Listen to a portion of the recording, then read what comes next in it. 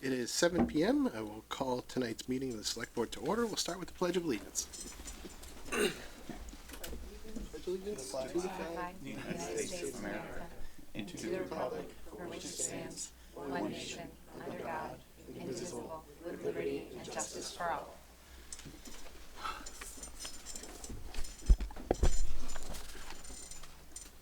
Cheer on the Pan Mass Challenge Riders on Saturday, August 1st from 6:15 to 8:30 a.m.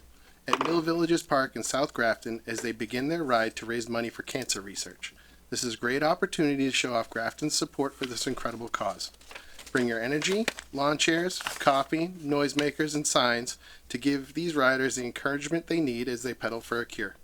Reach out to the Select Board's Anne Marie Foley if you are interested in helping to collect donations, whether that's food, beverages, or noisemakers. Grafton Recreation is hosting and receiving their floating beach wheelchair from the grant they were awarded by Smile Mass. Join them for the ribbon cutting ceremony at Silver Lake Beach on Tuesday, August 4th at 11 a.m. National Night Out is back again this year. The event starts at 5 p.m. on Tuesday, August 4th. Come to the Grafton Police Department for games, giveaways, food, and family fun. Okay, we have no public hearings tonight. Is there any public comment? All right. We do have a few appointments. First up, we have the Cultural Council, and we have two applicants. We'll start with Sean Tatum on this one.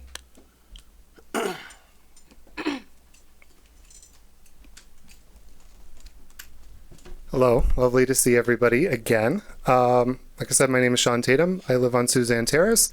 I've lived in Grafton for about almost 5 years now. Just very much looking to get involved in the town. I've started to care deeply about things now that I pay taxes here, so that's really all I've got to say. I know this is my third time, so hopefully third time's a charm. We will see you tonight for both the Cultural Council and the Trails Committee appointments. So, anybody have any questions or comments for Sean at this point? Is your wrist okay? That wasn't there last time we. Yeah, no, I had carpal tunnel surgery, so mostly healed, but they recommended a splint in public in case. Aggressive handshaking. Yeah. Thank you for your stick-to-itiveness. Really appreciate you coming back, and your commitment to wanting to be involved is apparent and obvious, and we so appreciate that and hope it's inspirational to folks watching. Good. Question, are you interested in both committees? Yes. Potentially? Okay, great. Yep. Thank you. Thank you, Sean. Next up, we have Anna Massey. You want to come up and introduce yourself? Hello, my name is Anna. I have Figaro, the dog mare, with me tonight. I am new to Grafton. I moved here probably the end of March from Michigan, originally from Oklahoma. I fell in love with Grafton as soon as I got here. And so I've been finding and trying to find different ways to just be more involved in my community. I'm right off the Common. I'm at 17 Worcester. As soon as I got here, I found out about the dog mare thing. And so that was a way for me and my family to just dive right into the community. And for me, it just kind of sparked something to just find those ways that I can be more involved and share my gifts and my talents.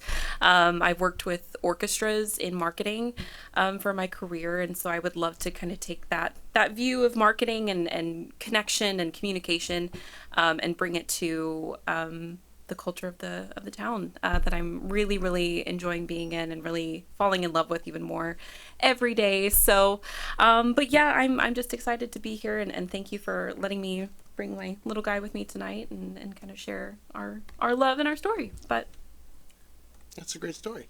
Does anybody have any follow-up questions or comments? I have a comment. I didn't realize where you were, so you moved into one of my best friend's homes. oh, And she is going to be thrilled when I tell her that the dog that moved in there is the mayor. is it the Covaney's? Coveney's, yeah. Yep, And yep. they had 3 over the years. I knew all their dogs. Oh my gosh, Bunch of golden doodles, I think they I had, right? I think so. I Yep, think yep. so. That's yeah. awesome. She'll be thrilled. Oh, I love that. Thank you. And thanks for volunteering too. Yes, of course. Did we want to pause and take a picture with? Pause and take a picture. We heard you might be looking for a photo op with the board If tonight. that's possible, I would love that. If it doesn't take up too much of your guys' time. I think we could do I think we can just Yeah. do the front. Okay, I'll grab my phone real quick. I mean, with the honorable mayor, how could we not? Do we want to? Where you want me? Yeah. Do you want me to take the photo for you? Yeah, maybe. Come Come around, stay in the front. Thank you. Make a better picture.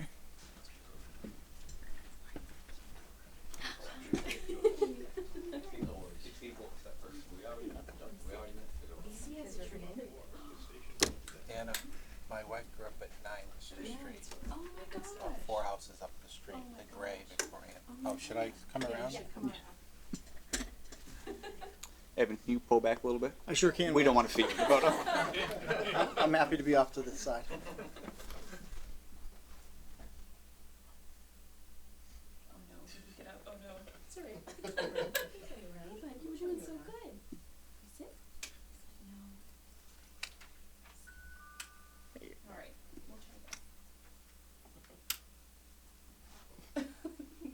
All right, I took a few for you. Okay. Thank you. Thank you. Thank you guys so much. Of course.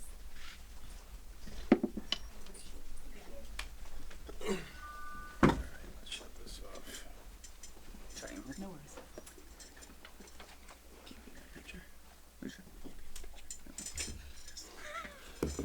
That was fun. We don't get asked for pictures often, so. I can take a motion. I move the board vote to appoint Sean Tatum and Anna Massey to the Cultural Council. Second. Okay, motion made and seconded. Any discussion? Hearing none. All those in favor? Aye. Okay, motion passed unanimously. And we can, I think, go right into a motion for trails as well. I move the board vote to appoint Sean Tatum to the Trails Committee. Second. Okay, motion made and seconded. Any discussion? Hearing none. All those in favor? Aye. Motion passed unanimously. Welcome aboard to you both. Congratulations, Sean. Glad to finally appoint you to not one but two. You are both welcome to stay. You are under no obligation. The clerk's office will be in touch with you about being sworn in, so you can start attending and voting at meetings at your leisure. So, thank you. Thank you so much. Thank you all. Okay, we have 2 election workers to appoint tonight. You can just do a motion on those. I move the board vote to appoint Carol Gagne and Amber Dennison as election workers. Second. Okay, motion made and seconded. Any discussion? Hearing none. All those in favor? Aye. Passed unanimously. And another fun one for tonight. We're going to welcome GPD and start with a promotion.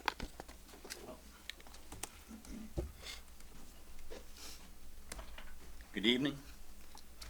Thanks again for setting some time aside for us for this. Always a pleasure. So we're here for the promotion of Detective Tom McNevich to the position of sergeant.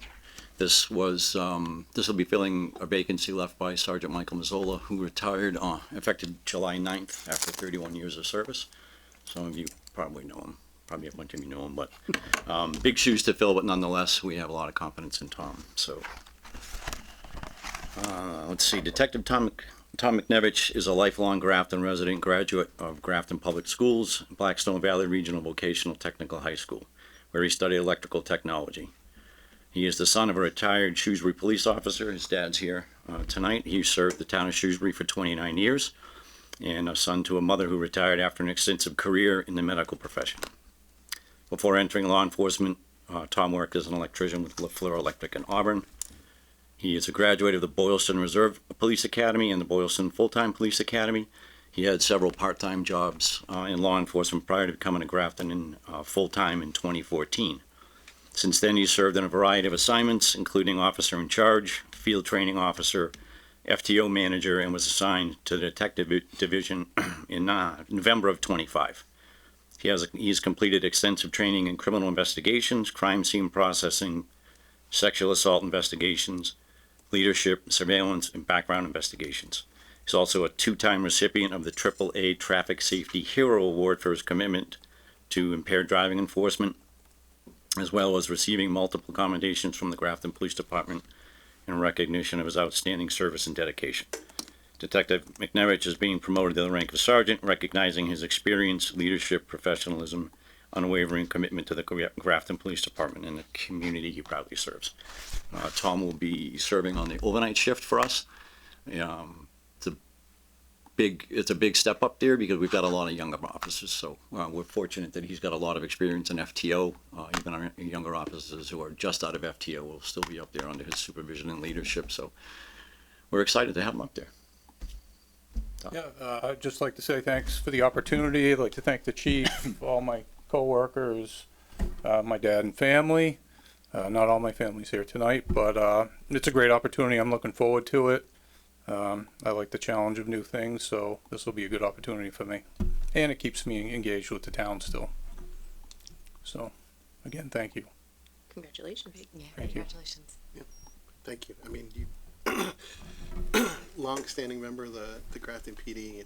It's we talk about this. I think every time there's a promotion, that it's great to see promoting from within and continuing that line of training. And thank you for being you.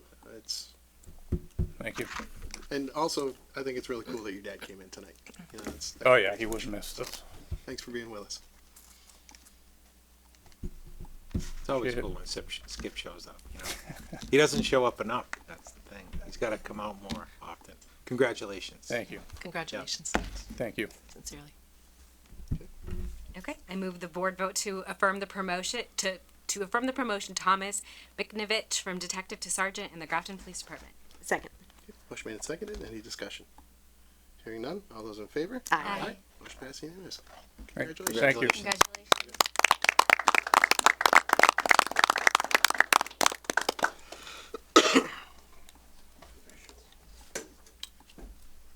So, easy yes or no. Do you want to speak to the change in former Sergeant Mazzola's role, or do you want us to just? You could just do the appointment.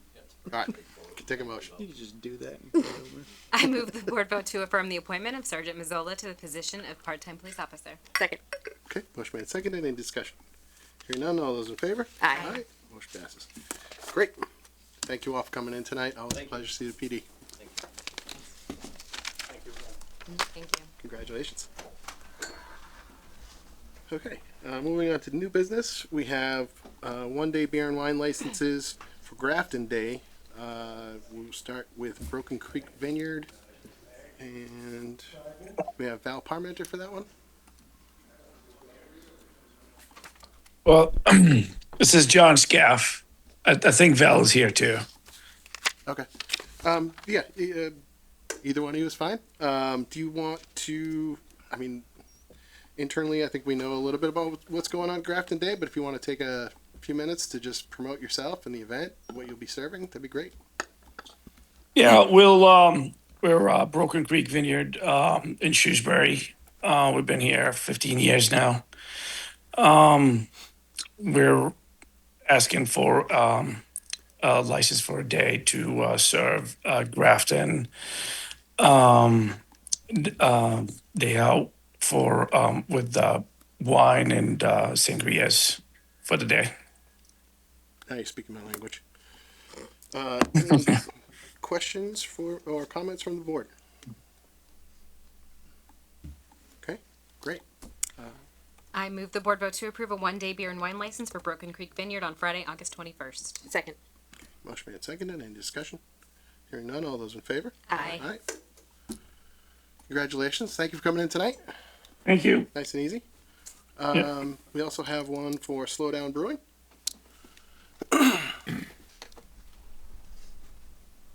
Hello, everyone. My name is Rich Lenahan. I'm joined by my business partner, Scott Lynch, and we are two co-owners of Slow Down Brewery, a brewery hopefully coming to Grafton, Mass. Sooner than later. Today, we're here to request a one-day pouring permit to also partake in this year's Grafton Day. We'll be serving 3 different beers, likely a Pilsner and 2 different types of IPAs. And yeah, we're looking forward to partaking in the community, and hopefully it's the first of many to come. Excellent. Any questions or comments from the board? I'm not usually an IPA guy, but I had the pleasure of testing some of your samples at the Beer Fest over at Willard Clock House, and enjoyed all of them. So We love when people say they don't like IPAs, and we can try to convert them, you know? yeah, I'm down for your IPAs. So Awesome. Glad to hear. Okay. I move the board vote to approve a one-day beer and wine license for Slow Down Brewing on Friday, August 21st. Second. motion made and seconded. Any discussion? Hearing none. All those in favor? Aye. Aye. Thank you so Thanks much. both. Appreciate it. Have a good night.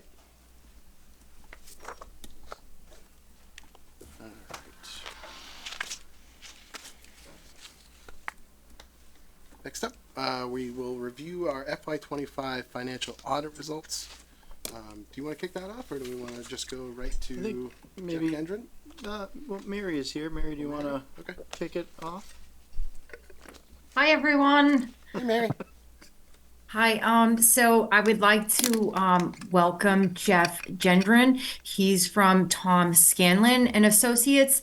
I've been working with Jeff since starting here in Grafton in 2021. And so Jeff has been doing our financial statements for, the last, I think Tom Scanlon has been our auditor for over 20 years. So Jeff is going to give a little summary of FY25 audit information. Thank you, Mary. As Mary said, my name is Jeff Gendron. I was the audit manager for the FY 2025 audit. And I just want to go over, a brief presentation. Feel free to ask any questions either as we go or at the end. And anything I can't answer today, I'll get an answer and get it back to either Mary or town manager's office as soon as possible. So the first thing is, what is an audit? So the objective of an audit is to give an opinion on the town's financial statements. And these are the town's financial statements that we're talking about. It's the big, thick report you have in front of you. It's 75 pages long. And then how do we go about doing this? The auditor has a responsibility to plan and perform the audit in order to give an opinion that the financial statements are free of material misstatement, whether caused by fraud or error. So we're not just coming in looking for fraud. We're looking at the financial statements and giving an opinion, are they accurate? So that's kind of the big picture. The approach we take is we take a risk-based approach, and we review your financial statements and we see where's the most risk, and that's in the treasurer's office and the collector's office. So the treasurer's office is the custodian of all the cash and investments, and the tax collector is the one that's bringing in most of your revenues, except for the other revenues that are flowing through the treasurer's office, like the state payments that come in. So typically, we start now, ever since COVID, we've kind of changed some of our approach a little bit more. So we do a little more remote work in advance. So we probably reached out to Mary, I believe this year in December, and we said, Mary, can you give us these reports? We reach out to the treasurer's office asking for records because you have a combined treasurer collector, So that gives us a head start. So before we even drive out and come to the town hall, we've done a considerable amount of work. And then typically we start, 3 to 4 of us come for about a week. And, not all 4 of us every day, but we'll basically start for a week, work on all departments of the town, and base it on that preliminary work we've done. And we'll also send out internal control questionnaires to all the major departments that handle the finances, which is once again the accountant's office, the treasurer collector, the assessors. And then from that, we'll pick some other smaller departments too that we'll look at. Typically, we look at the highway department every year because of the large amount of money you get on the Chapter 90 reimbursable grant program. We'll look at the police department for the outside details, usually another large one that we'll look at. And I want to see, let me just see what we chose this year. And I think this year we looked a lot at the school department and their revolving accounts, just to take, a closer look. And we usually do that every 2 or 3 years. We'll look at the various departments. We'll try to cycle through them. So, and then I was just going to go over the highlights of each report. So, like I said, the first report is the financial statements, the big thick one. It's 75 pages long. On page 3 is the actual opinion that Tom gave. So if you go to page 3, the first paragraph, it says opinions, and in there it'll say that, in our opinion, the financial statements referred to above present fairly in all material respects financial position of the governmental activity. So that's what's called an unqualified opinion. It's Tom calls it like the golden rule, you know, the gold standard. You can't get any higher than that. So that's the best opinion you can have. That's what people are looking for. That's the first thing people look for, whether it's the bond counsel or anyone that kind of looks at this report. They want to see what's that opinion, what is Tom giving an opinion on, and what does it say. And then just to go through some of the finances, just the highlights. I won't get into too much into the weeds unless you guys have specific questions, and then we can cover those. But on page 16 and 17, we have what's called the entity-wide statements. And those are like statements thinking similar to how a business would present their financial statements. So it's kind of full accrual. You're putting on things like long-term debt. You're putting fixed assets, long-term liabilities like OPEB and your pension liability. Those are the big numbers. And if you look at the very bottom of page 16, the last in the first column, which labeled governmental activities, the last number is restricted, and it has brackets in it, and it says 95 million negative, which is, you know, you never want to see brackets or negatives in your financial statement, especially in your net position. But that's really made up of the two things I was just saying, those two long-term liabilities that everyone in Massachusetts is kind of, you know, in the same boat, is OPEB, which is the other post-employment benefits, which is the retirees' health insurance that no one really funded till now. You're just starting to fund. And then the net pension liability, which you've been, you know, funding since, you know, the 1980s, and you're getting closer and closer to getting fully funded, but there's still a large liability there. So not to say that you're, you know, that bad off compared to other communities your size. You're right in line with them. And then the next two pages are page 18 and 19. Those are the governmental statements, and those are more cash basis, what you're kind of used to, what the board would be using to make decisions. When Mary gives you guys reports that might say, you know, here's your expenditure summaries for the year or monthly, it's going to look more in line with this. And let me see if I'm missing anything. Okay. And then I just want to talk quickly about your reserves. This is kind of scattered through the report. You know, your free cash for June 30th, 25 was certified at 6.8 million. And last year was roughly 5 million. It was just a tick under 5 million. So it increased by, you know, almost $2 million. And your stabilization fund is 5 million. So your reserves are basically, you know, $12 million between the free cash and stabilization. And your original budget for 2025 was 78 million. So you had $12 million in reserves based on a yearly budget of 78 million. So that's basically 15% of your budget for a year you had in reserves, you know, basically your rainy day funds. And that's a good baseline to have. Anything over 10% is what's recommended by when you go up for borrowings in the bond council. That's what they kind of look at. The bond market. When you go out to the bond market, they want to see, do you have reserves? You know, are your financial policies working? Things like that. And that kind of tells you that, you know, your financial policies are in place and they are working. And then if you go to page 22, and which is the budgetary schedule of budget versus actual, that's going to basically tell you how your free cash was kind of created throughout the year. So we can walk through this page, you know, quickly, but this is basically, if you took nothing else, if you could only have one page of this report, this would be the page to look at. Oop.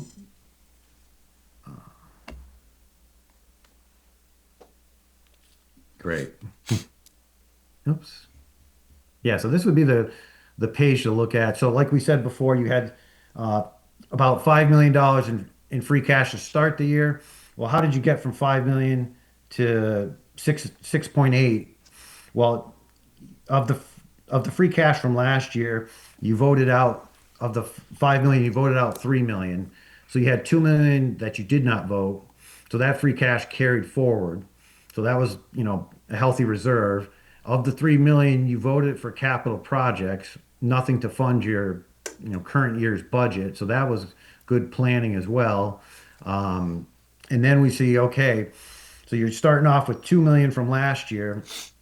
And then if you look to the variance with final budget column way to the right for the revenues, you see the total revenues variance with final budget was 4.4 million. So that's a majority of where your free cash came from. And it's pretty evenly, except for one line item for the license permits and fees, which is a 2.4 million.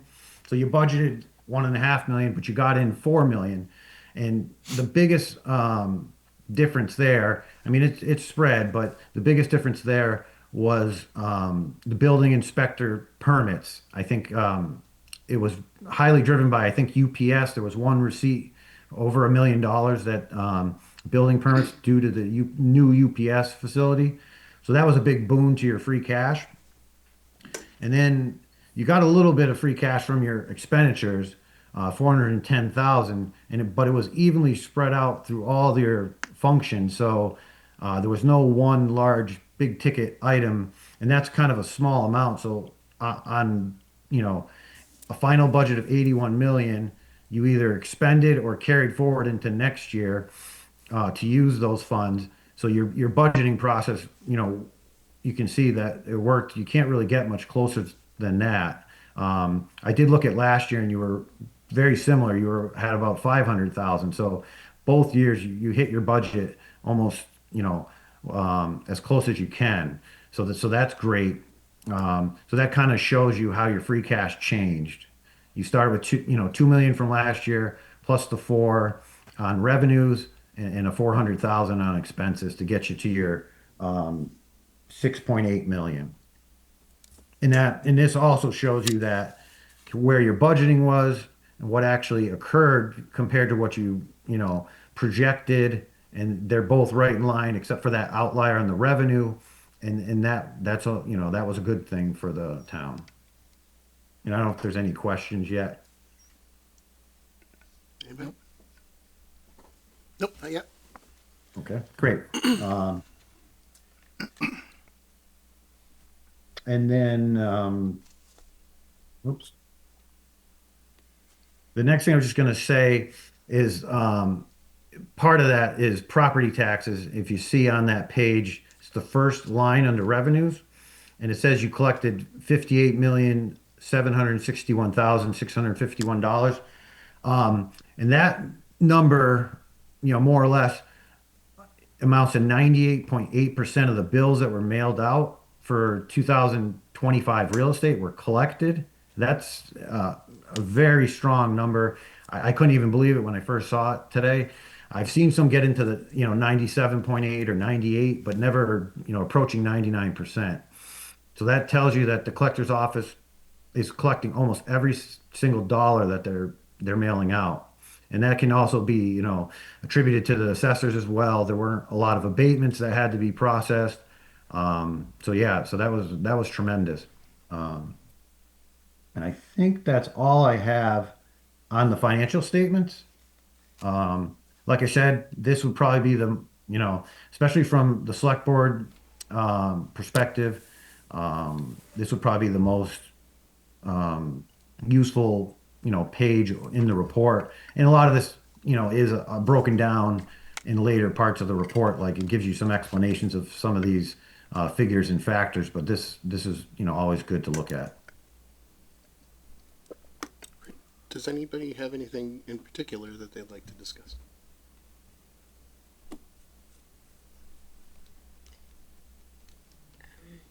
No, I've seen all of these figures through the last year.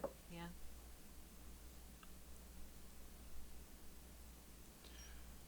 I did have one thing. It wasn't specific to the report itself. Let me just pull this up quick. Sorry. So we had, it looked like a letter from Scanlon and Associates titled "Communication with Those Charged with Governance."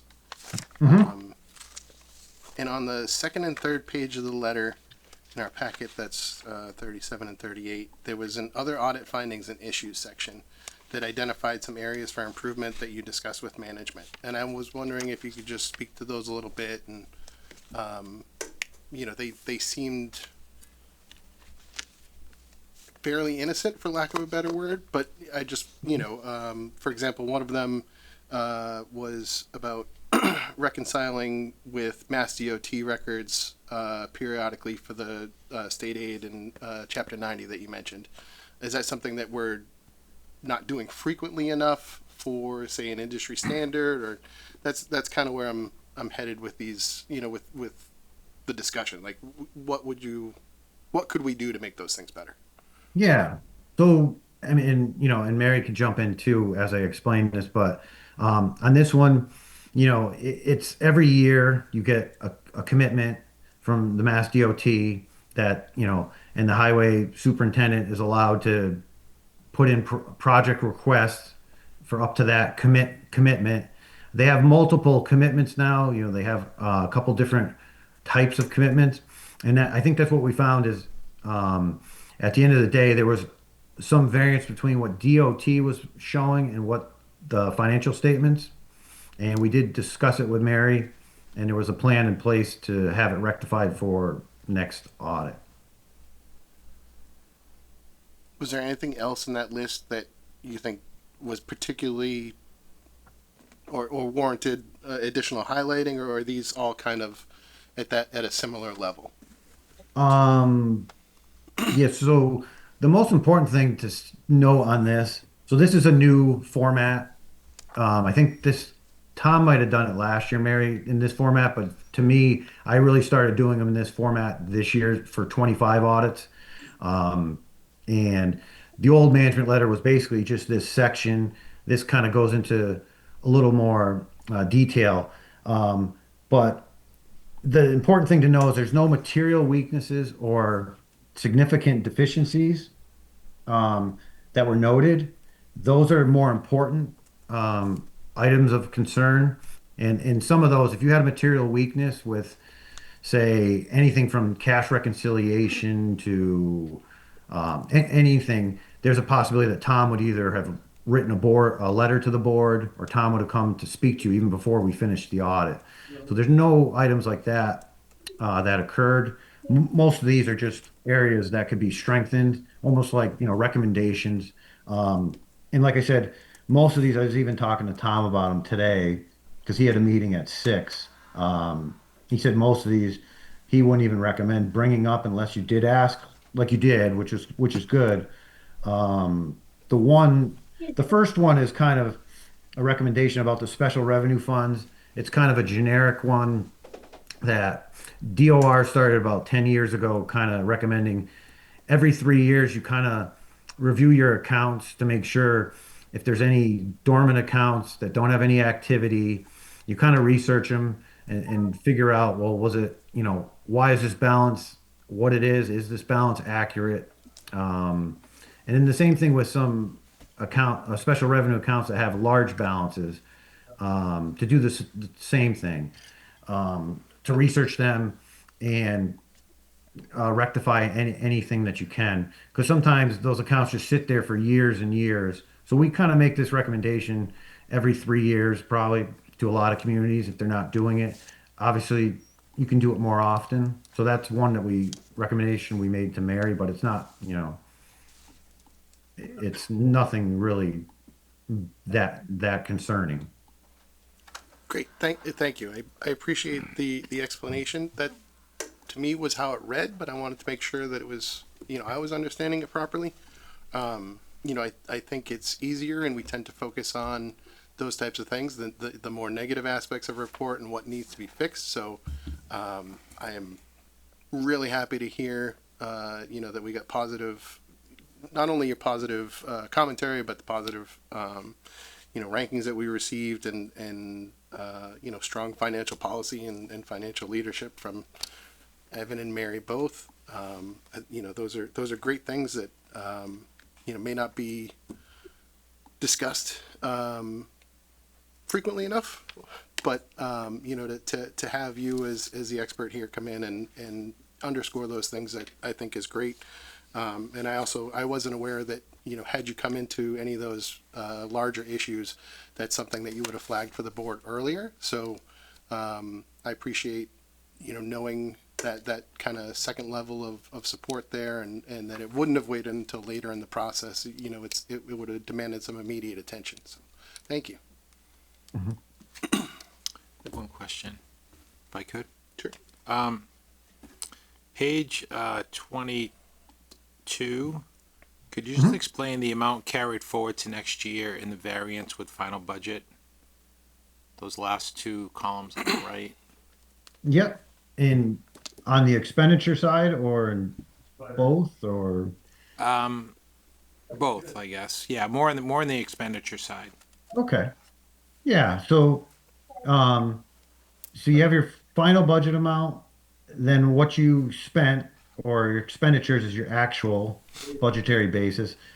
And then there's an amount for carry forward that Mary goes to the departments and basically says, do you have any outstanding purchase orders for goods and services that you're gonna, that were budgeted for in 25, and you've either received the services but you haven't received the bill, or you have an article that's continuing and they just haven't been able to get the work done in time.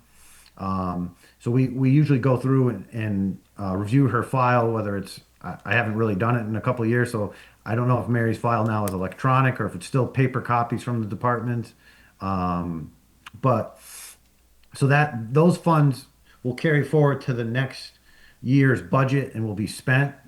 And then if they're not spent by then, Mary will probably close those back, and that will generate more free cash.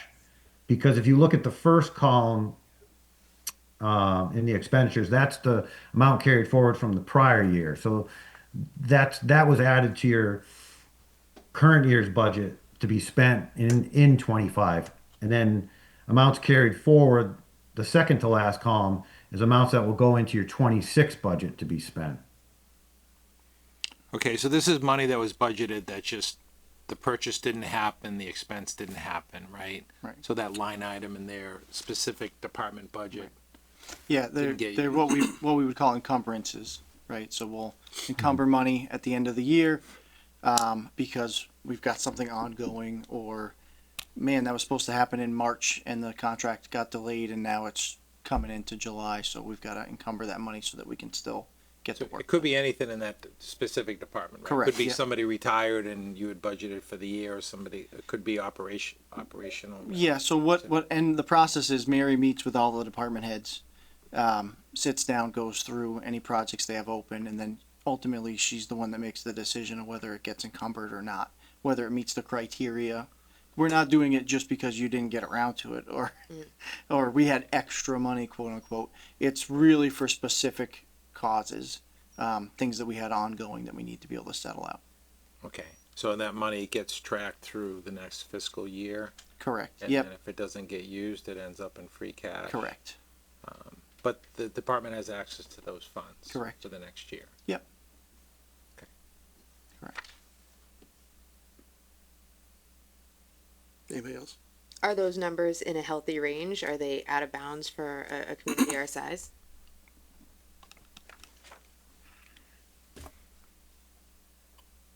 Yeah, I mean, the largest encumbrance is for the education, and that's not nowhere near their budget. So all these encumbrances seem to be, trying to do a percentage quick, but less than like 0.5% of their budget. So if there's any large items too, we do take a look at those and verify those. And if there's any large closeouts too, we also do that to verify that that Mary didn't accidentally close out an account and they did need the money and it got charged to the next year's budget and possibly wasn't budgeted for, in FY26. If that makes sense. That was a little hard to explain, sorry. Yeah, and if I can jump in, I think as far as encumbrances go, we're pretty lean. We get a lot of our stuff done in a timely manner.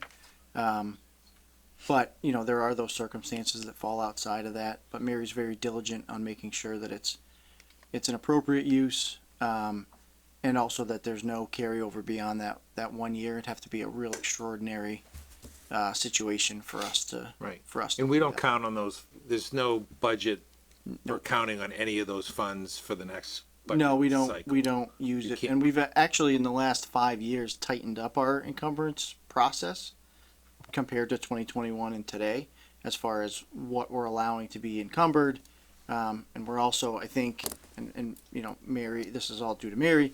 I think we're ahead of the curve most of the time, so we know where we're going to be by February. That we're going to, these aren't emergency encumbrances or, oh no, I forgot to do. We know in February, March that we're not going to be able to accomplish what we're supposed to accomplish come June 30, and so we're already having those conversations, which I think for one reason or another, when we started, it was very much an emergency process. This was all finding out about things in June and scrambling. And I think we've gotten much better at that process, and decreased the amount that we're encumbering every year. Great.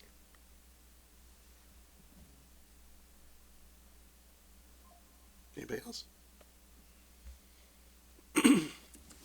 Okay. Thank you for coming in tonight. This was, even though brief, very technical and sound presentation, and appreciate you walking us through it.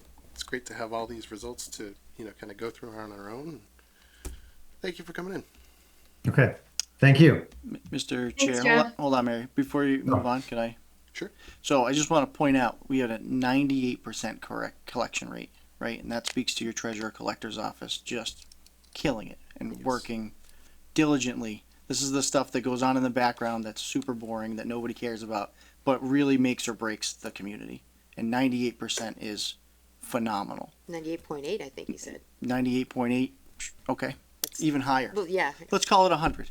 So, And to the residents right, for paying their bills, right? Yeah. We gotta thank them. Yep, and so we have a great process in place there, and that's all due to, the assessor's office doing fair and equitable assessments, and the collector's office collecting the money, and the treasurer's office doing all of the work that they do. I don't really know what they do that much. It's very complicated. And then overall to Mary, to really, in my opinion, transforming the financial well-being of the community and really doubling down on policy, procedure, and making sure that those funds are all accounted for in a really effective manner.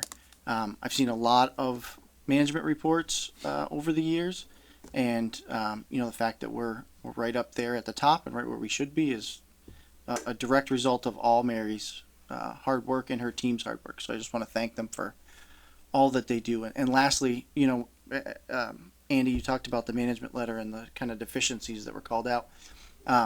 What I like about Mary's approach is that, one, I know all of the deficiencies before the management letter comes, and we already have a plan for how all of those things are going to be tackled, if they're tackleable. Some of them, it's a multi-year process, but it's super transparent, and by the time we get the management letter, I don't even need to read it because we've already gone over all of those things, and I know exactly what the plan is.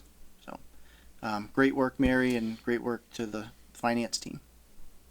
Indeed. Thank you. Thank you, guys. Thank you. Okay. I think we can move on and again, wish Mr. Gendron a good night. Thank you for coming in. Okay, thank you. Next up, we have review our municipal budget calendar. Oh yeah, you were gonna kick that over to me. That was. So this is a result of a conversation that you folks had I don't know, a month ago maybe at this point, to look at developing a budget calendar that is a little tighter and a little bit, let's say, more transparent and also holds us to a little bit higher of a standard. So what I did in the meantime is I put together a calendar based upon what we are already doing, essentially. So between the charter and our bylaws, these are all the call-outs that those two documents provide as far as who's supposed to do what and when.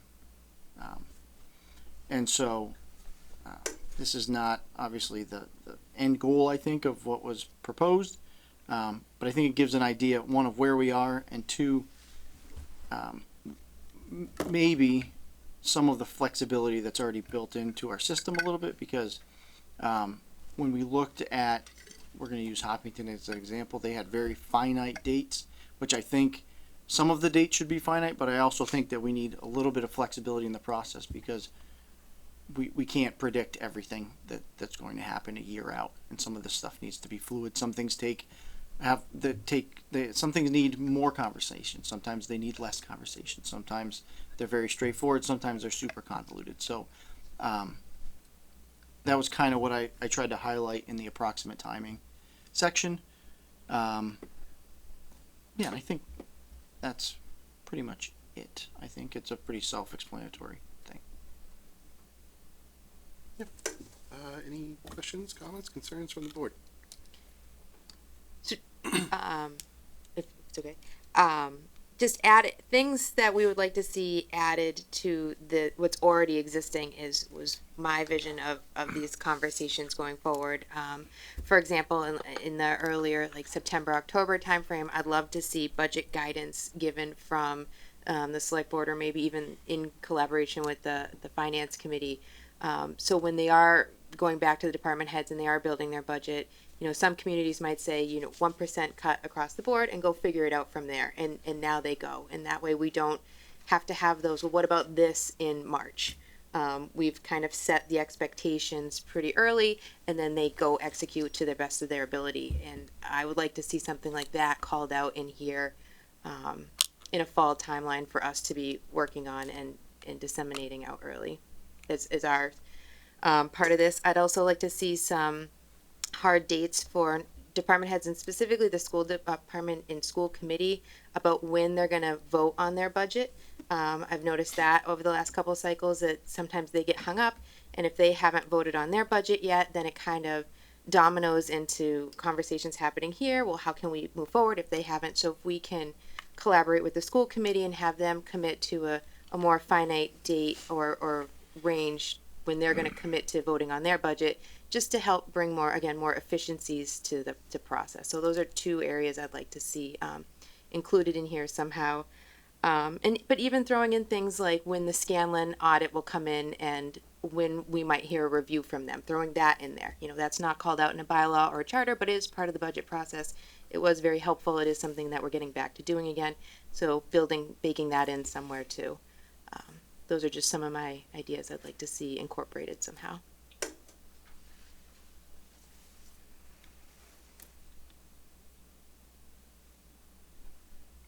Anybody else? There's nothing novel about this. This is our actual timeline as of today. Okay. No, I like the piece about bringing the select board in up top for that executive guidance piece, especially as we're going through sort of now running on an override budget and the override cycle. It would be nice for us to have some sort of say in the direction that we would like to head. Have some accountability, right? In that piece as well. We don't feel as though there needs to be any, this is a question, not a statement, but we don't feel as though there needs to be any more discrete timelines or dates for department heads. All I did was put together what we're already doing. Okay. So this doesn't include any of my thoughts of what we should be doing. I think that part of this was to get this in the hands of the select board, so the select board can review it, come up with ideas, thoughts that they may have on the topic. And we as a organization can certainly come up with some things that we think should be in here and then try to kind of maybe massage them together. It's a weird way to put that. I regret that immediately. But we can kind of try to bridge that together. It's that podcast. Andy, just one comment. The capital budget. So just from a timing perspective, like what time of year? Seems like, after the first of the year, we talk about the operational budget and that consumes a lot of our work. There's an advantage, I guess I'll just throw this out there, to do in the capital budget early, like when there's not a lot of other things going on. Not that there's not always a lot of things going on, but if we tackle that early, I mean, these department heads know if they're gonna need a dump truck or, a cruiser or whatever. And so we can spend the time on that, or the CIPC can spend the time on that and get that kind of done before we get into crazy budget time. Yeah, I think the right now the charter calls out that it's got to be 150 days before July 1, which we're always ahead of that. That's really too close. But I think that if we were looking at starting our capital project process, let's say everybody's updated requests need to be submitted by August or September, because then we get our free cash certified in October usually. So then we know how much money we actually will have. Yeah. So if we shot, or if we were aiming, by policy, we're going to have our capital plan submitted to, CIPC and the Finance Committee by November 1 or December 1. That would be a reasonable place to start, because then usually, yes, we've been working on the budget, but it gets hectic after Christmas, right? I mean, we come back and then it's just pretty much straight through. So, I think something like that would be beneficial. Yeah, it's a good idea. I think that October is going to be the thing to plan around, because we can have a great capital plan, but if we come in with no free cash, then we're not doing it. It still takes a while for it does. the CIPC to meet with everybody. It just doesn't happen, Exactly. It takes time. I think that would be good. It's a good call out. I mean, we do tend to focus heavily on the operational budget. Be nice to lean on that a little more. I do really like the idea of adding even just what we did tonight. Yep. To kind of codify it and get it to be part of the process moving forward. And I think through our conversations that Evan and I had is that we'll have possibly even two calendars. One that's a little more generic and one that gets updated each year, where this is the date for this year, that whatever needs to be, and that would be more kind of an internal one with the department heads, but that so that these marks are getting hit and that we can stay on track with the overall calendar. Which we're doing already. We do the finite calendar because we need to know all of those dates as we, so we build out our calendar working backwards from town meeting, back with all these, because all your charter here is a lot of 150 days before. Well, what the heck is that? You got to, count backwards, and we invariably get one or two of them wrong by a day, but we're usually pretty close. No, so we're already doing that. So I think that, that would be something that would be easy to provide, back out, and then people know exactly what they're looking at. But this is the calendar that could live just in general. Yep. It happens second week of February, whatever it is, and then the finite date gets plugged in per year. Yep.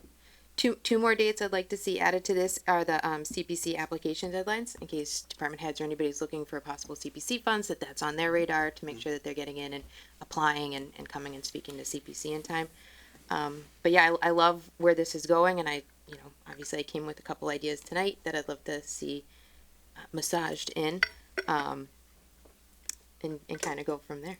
And then, and I don't know if you could provide maybe an example of some budget guidance. I picture it as a 1 to 2 pager, that maybe even less, that we would work as a board together, maybe starting in August and September, and then have it ready to go for October. But I don't know if that timeline is too late, too early, or how that would work for you guys. But if you could provide us some guidance to give you guidance. Okay. Yeah, we can do that. Thank you. Mr. Chair, do you think maybe have the board think on it and bring this back in a month or 2 weeks, and have everybody send to our office anything they think of? I think We that's can totally kind of fair. create a list of things and try to plug them in the meantime. Anybody have a preference on that, whether we do it at, next meeting or a month from now? No, just a question or comment, though. You indicated that you guys have some input too, so could we see that as well? Yeah, I think what I'm thinking, and this doesn't have to be the way it goes, but I would think we compile kind of all of our thoughts, and then because I think some of them are going to be the same, some of them will be ones obviously we. All right, as long as you guys are Yeah. providing us Yeah. with that too. Okay, great. Let's do that. I did appreciate that you started the list of, key legally required deadlines in the back. It's good to, again, just have them right there and at your fingertips. Yeah. I think it's a well put together document. So just to answer your question, maybe do it at the end of the August. Do it for that meeting. That would give you guys time, and hopefully it's not really in town meeting crunch time too much yet. Yeah. Get it off your plate. I think that would work for us. Great. Sweet. Thank you. Absolutely. Okay, so I think that's all we needed you for tonight, Mary. You are welcome to stay, but under no obligation. Feel free to. Thank you. Have a great night. Night, Mary. She's like, bye. Hi, Mary. All right. So next up, Annette is here to discuss social consumption regulations for marijuana establishments. Thank you for coming in tonight. Yeah, absolutely. Thanks for inviting me. So I know there are a couple new faces on the board. So I'm Annette Garcia. I'm the Regional Health Director. Our collaborative serves as the Health Department for Grafton, West Boylston, and Shrewsbury. So I'm here today to talk about the marijuana social consumption sites. A little bit of background before I offer an opportunity to ask some questions. On January 2nd of 2026, this new regulation was approved by the Cannabis Control Commission to allow on-site consumption of marijuana. There will be 3 permit types that can be granted under this new regulation. The first is a supplemental permit. So this allows an existing cannabis facility to open a new consumption site on their existing premises. So for example, they'd have their sales floor within the dispensary, and then they would have a separate entrance that could have like a lounge that folks could consume cannabis on site. The second type is a hospitality license, and there are 3 types that fall under this. The first is that an existing marijuana establishment can open a new business space. So example, they can open a lounge across the street from their dispensary. An existing business like a movie theater could add on-site consumption license within that facility. They would partner with a licensed marijuana establishment to supply the cannabis, and the consumption could take place in a designated area of that existing business. And then the third type is that a marijuana establishment could partner to run a consumption site within a non-cannabis business. So that would be like a yoga studio could rent out basement space to a dispensary, and that basement space could be a consumption site. And then the third type is event organizer licenses. So these are where folks can host temporary consumption events within a designated area at that event. So that would be like consumption at a wedding or a music festival. These do have some limitations in terms of how many that can be given per year to a single organizer, and so that would be up to 24 license days per calendar year. There are some limitations to social consumption sites. So social consumption sites cannot, and marijuana establishments in general, cannot sell tobacco or alcohol at that establishment. They can only sell tobacco. They can only sell cannabis. This is an opt-in option. So each municipality has to decide, similar to cannabis in general, that they want to allow social consumption sites within their municipality. So the process would be very, very similar, that it would be adopted through an ordinance, bylaw, or ballot measure. For each of these new permits, the town of Grafton would have to enter into a new host community agreement with those permittees. So very similar to the dispensaries, you come up with that agreement. I believe there's some portion of their sales tax and funds that go to the town. So it would be the same process if Grafton decided to go forward. Currently, there have been no permits issued. The Cannabis Control Commission did say to expect about 12 to 18 months until the first permits are issued, largely because the communities have to go through that legal process. It may include adopting or updating zoning bylaws to designate areas where these would be allowed. Health departments, boards of health can, or other regulatory bodies can create local regulations if you wanted to put some stricter guidelines or limitations on social consumption sites within the town of Grafton. That's within our rights as well, and you can create local permitting structures. So far, I've heard mostly the larger cities expressed interest, so I think we'll start to see these, in the next 6 months to a year, showing up in cities like Boston, Cambridge, and Worcester. I haven't heard too much talk in some of the smaller municipalities and in the Board of Health sphere, if they're really looking at adopting local regulations or allowing these, but I'm sure we'll start to see them throughout the state. And as communities consider whether or not they want to adopt these and allow these businesses, I think there are some good conversations that should take place with the select board, boards of health, getting public safety's input on how they would regulate and respond to preventing driving under the influence from social consumption sites. And then also one of the big things that come up even with dispensaries is things like nuisances. So odors are really the big one that we see in relation to dispensaries or grow facilities. It's really difficult to manage the odors that might come from those facilities. So that's really a very quick rundown of the update, but I'm happy to answer any questions. Awesome. Anybody have any questions you want to start off with? I have a question. So some of the examples you gave where a dispensary could do something in like a yoga studio basement, does that dispensary have to be Grafton based, or could they be based in another community and then have a site in Grafton? I'd have to double check at that, but I believe that they can be outside of the town of Grafton. They just have to be a licensed marijuana establishment. So they could hold a permit, say in Shrewsbury, and operate in a yoga studio in Grafton. And we would need a host community agreement with them as well? Correct. Okay. Yes.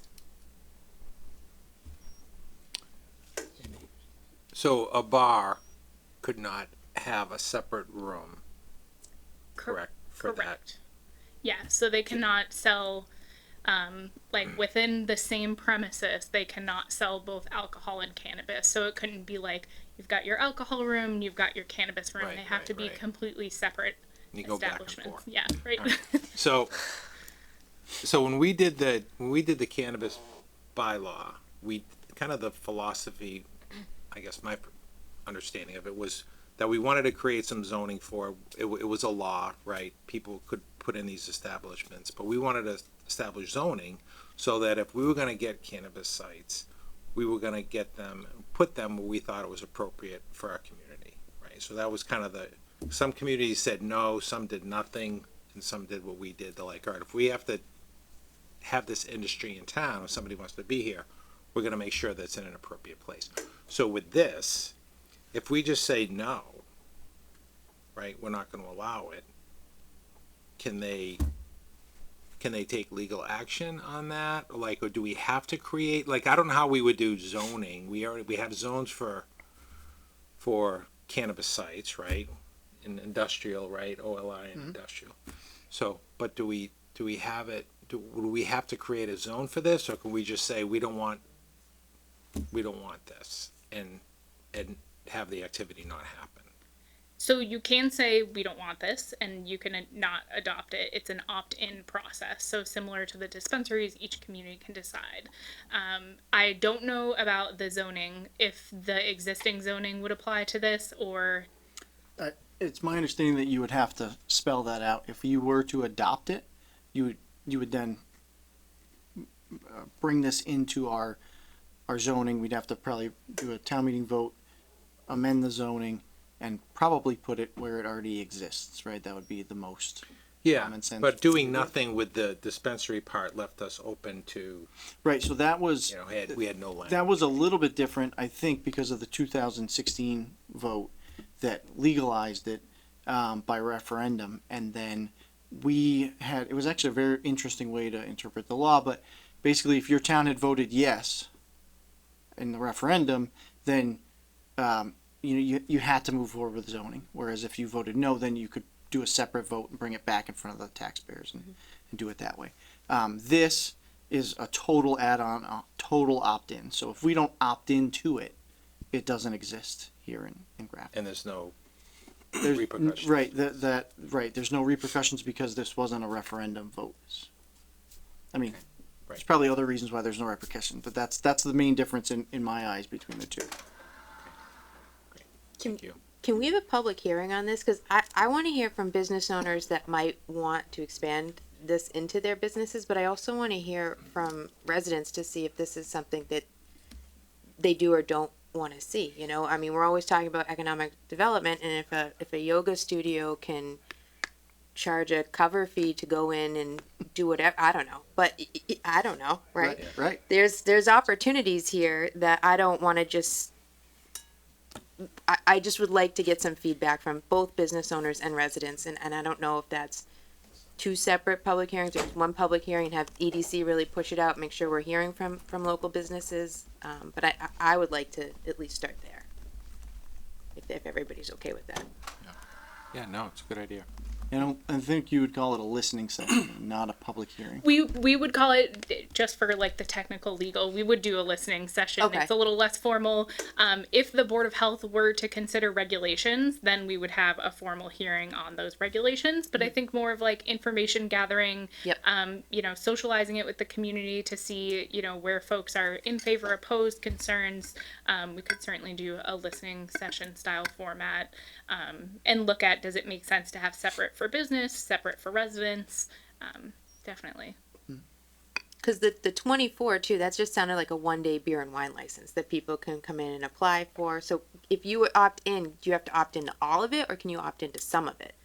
So, you could, I don't know, like in terms of their regulation, if you adopt one part, you adopt all. I think we'd have to look into that. But you always have the option to do a Board of Health regulation. Mm-hmm. And so the Board of Health regulation can say, well, we really don't have the appropriate space for outdoor events for this type of thing, or large events. Let's only opt into the supplemental and the hospitality licenses. So that the Board of Health regulation could be more strict than the state. Some of the other things that can happen within that regulation too, that I think, we think about in the health department is, you can prohibit combustion, so no smoking, because you're looking at a little bit of discourse between workplace smoking laws if you're allowing smoking inside of these social consumption establishments. So I think that's important feedback too from businesses, like how does this affect employees, and some of those public health considerations. Yeah, because you can't smoke in,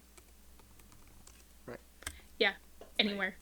yeah, especially in Any Grafton. They workplace. don't even let the private clubs smoke. Yeah, and so it raises that No, question. but they want to smoke at the Legion. They should be able to smoke. It's their club, So who would host the listening session? Would it be us? Would you attend that, or? I'd be happy to attend. I think we can figure out who the proper folks are, select board, town, and I'd be happy to help support the organization, advertising, running that.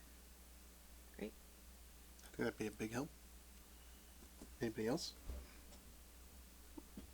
Yeah, I think the public listening session is a phenomenal idea. I also think the public safety aspect is not something to look over as well, and it is a conversation we should likely have with the chief. Because honestly, I'm not up on the newest techniques for being able to identify someone driving under the influence, or how much of a risk that could potentially be, right? So I think we should not forget about that piece.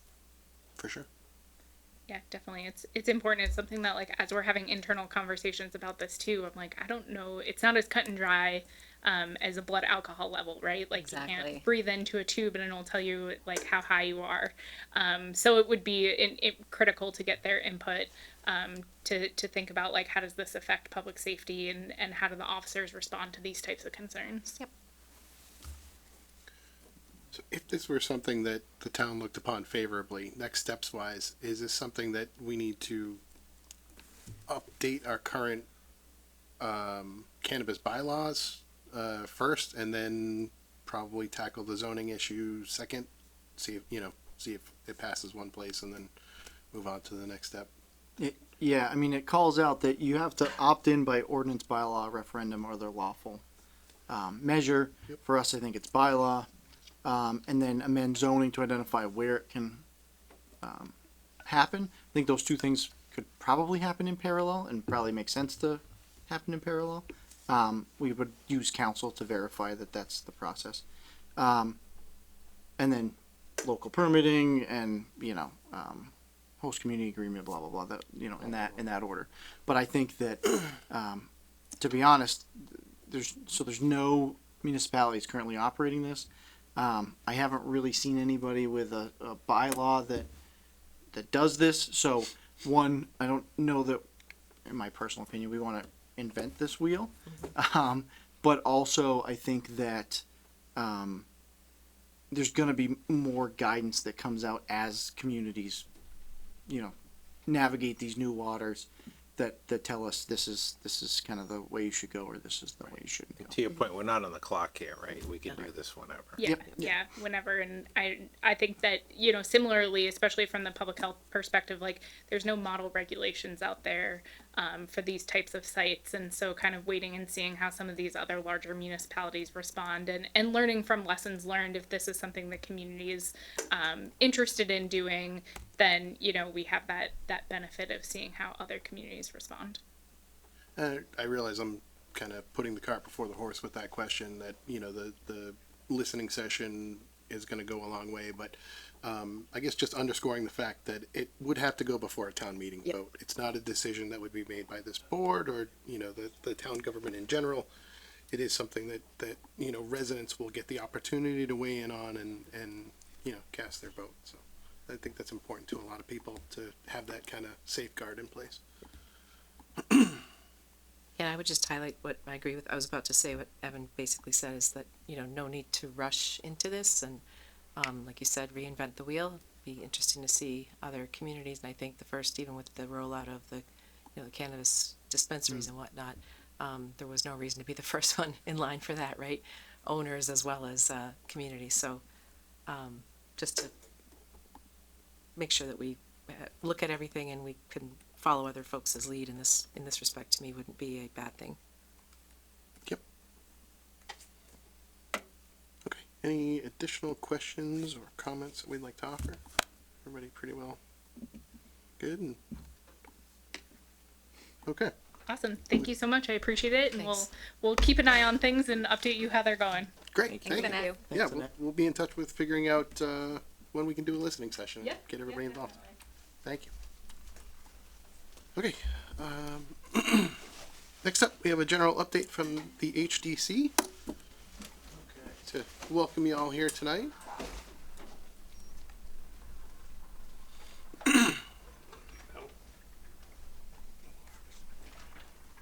Did you kick your other member out? We would have had a quorum. Oh. Too many people. So just recapping quick, we've, over the last couple of years, just tried to invite boards and committees in to, see how things are going, give you an opportunity to speak to any projects or anything top of mind that you want to discuss and share with the town, and how we can, better help you if that's necessary. So. Great. So I'm Bill Nicholson, by the way. I'm the chair, and this is John Stevens and Paul Scarl, who I'm sure you all know. So we have been conducting business as we usually do. People apply to, if they're going to make a change to their exterior of their building, or even if it's to just replace, do maintenance and replace siding or painting, whatever. So we've had, a number of those applications come before us in the last year. Unitarian Church, just as an example, they're replacing the doors on the front of the church, not the main one going into the sanctuary, but the ones on the side. They're gonna have glass in those, which 100 years ago they did. So they're gonna do that again. And one of their parishioners owns his own custom door manufacturing business, so he's doing it and work. That's great. I think pro bono too. I actually had a call from Ted Beauvais from UUSGU, and they are planning the middle door as well. So, Oh, really? Yeah, they're not cheap, so they're planning for it. But, I mean, they're it is on the really radar. thick, heavy doors. Yes.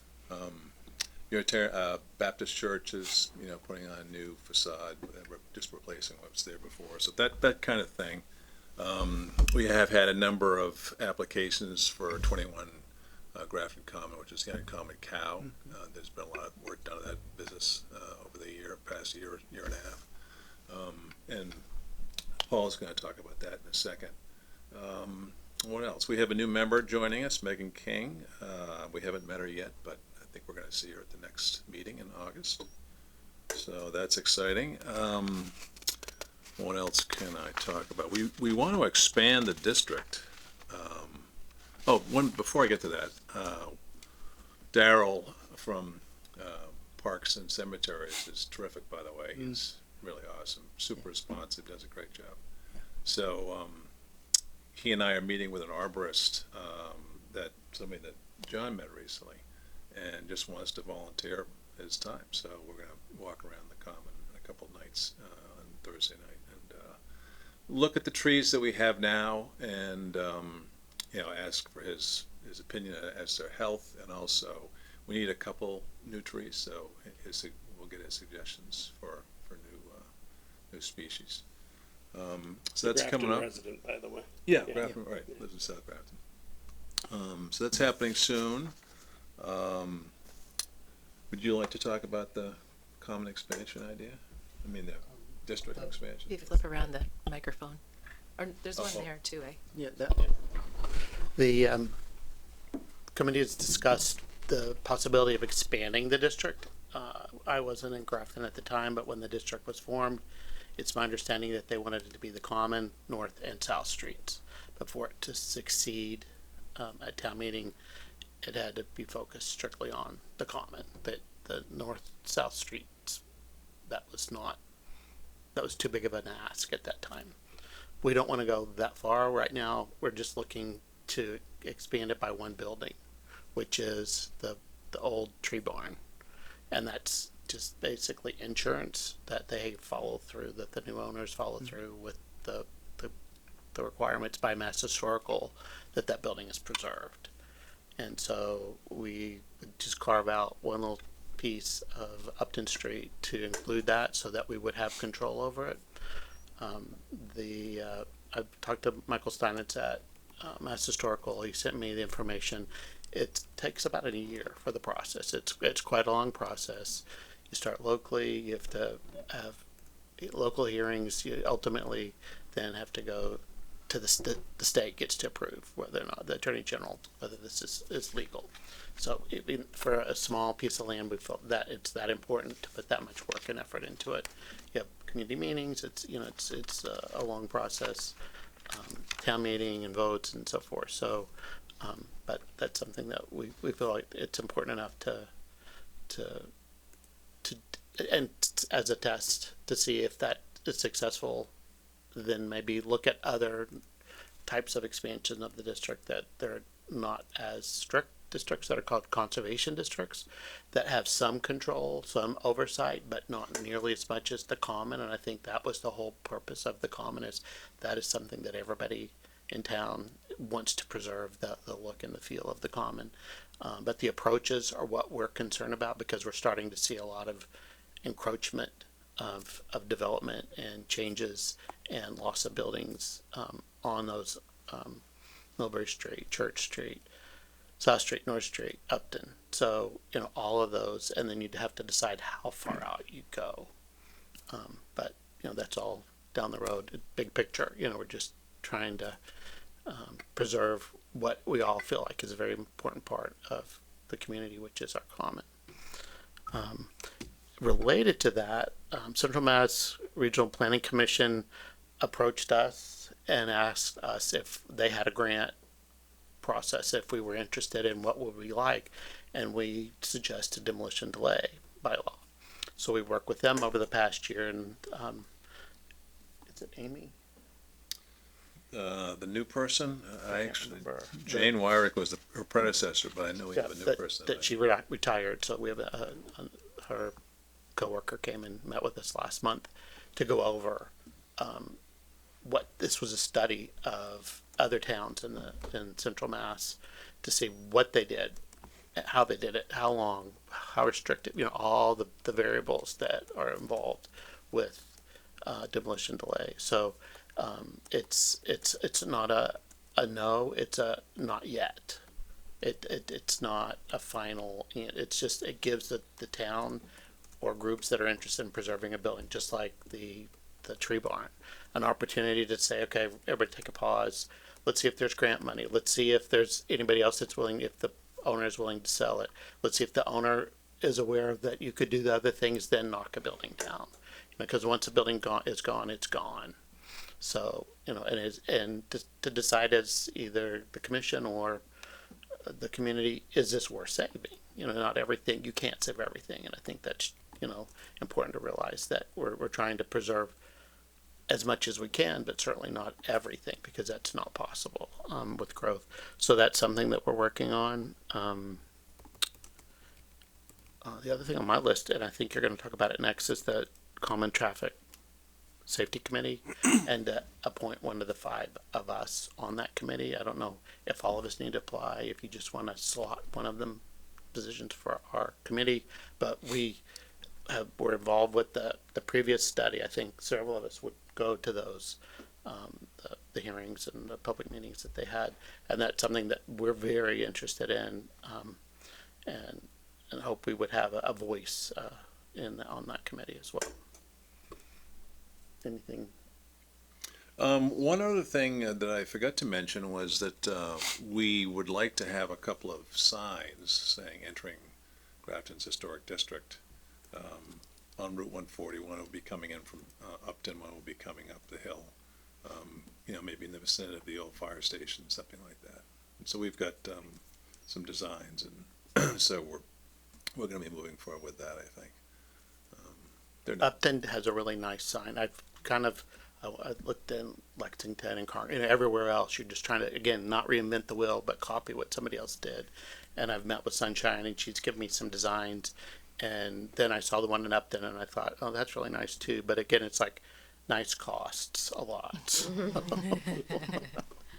But we do feel like that's important.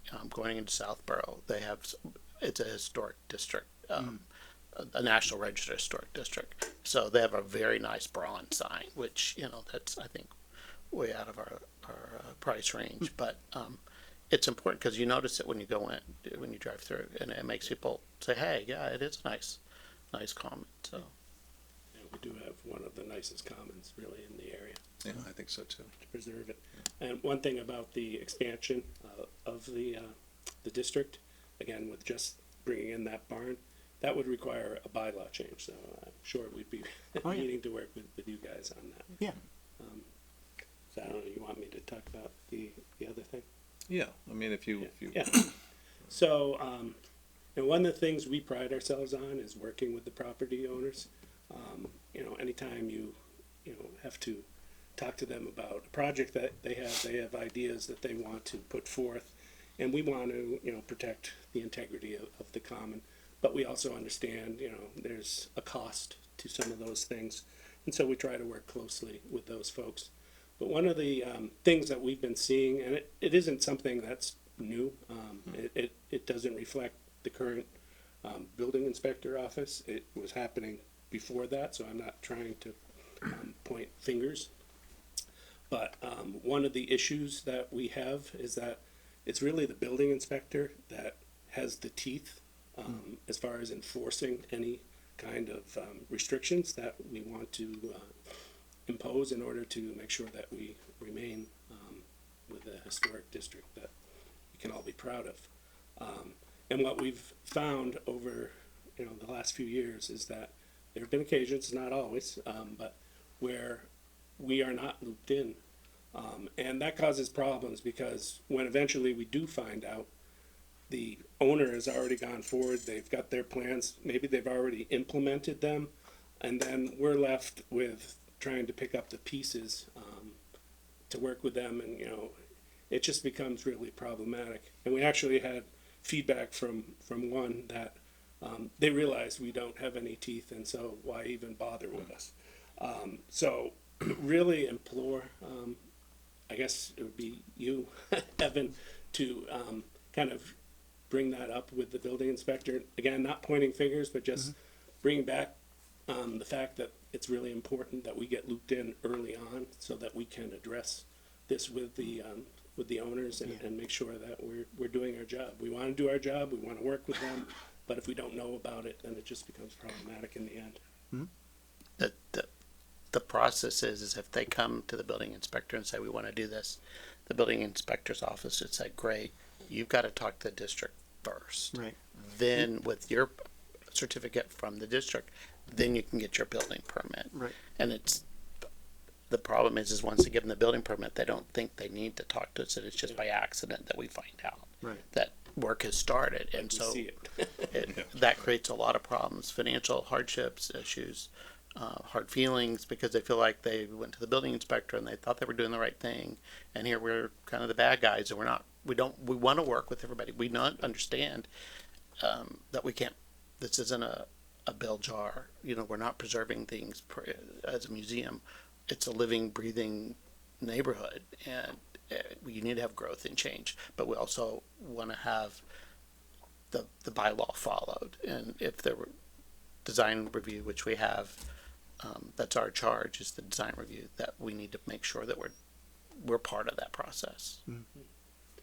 I will say the Uncommon Cow came out beautifully. That building was in need of some upkeep, and certainly by having a vital business there now,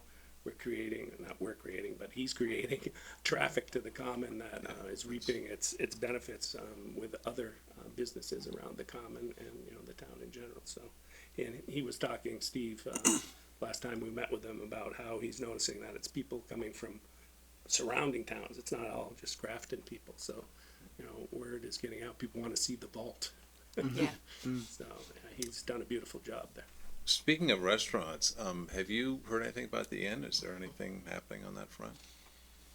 No, it's a constant source of conversation. Yeah, it's a concern. I emailed her last week, one of the owners, the only one I have contact info for, just to say that you've got signs, Hunter's Tavern signs still in the building, and people are stopping in. We heard from Kayleen Foley, who works at the tavern. People will stop in and say, we stopped to have dinner at the restaurant around the corner, and that place appears to be closed. And those signs have been up there, for well over a year since the restaurant was closed. So anyway, it's a 5-minute job to take them down, but they haven't really been maintaining the outside of the building too well.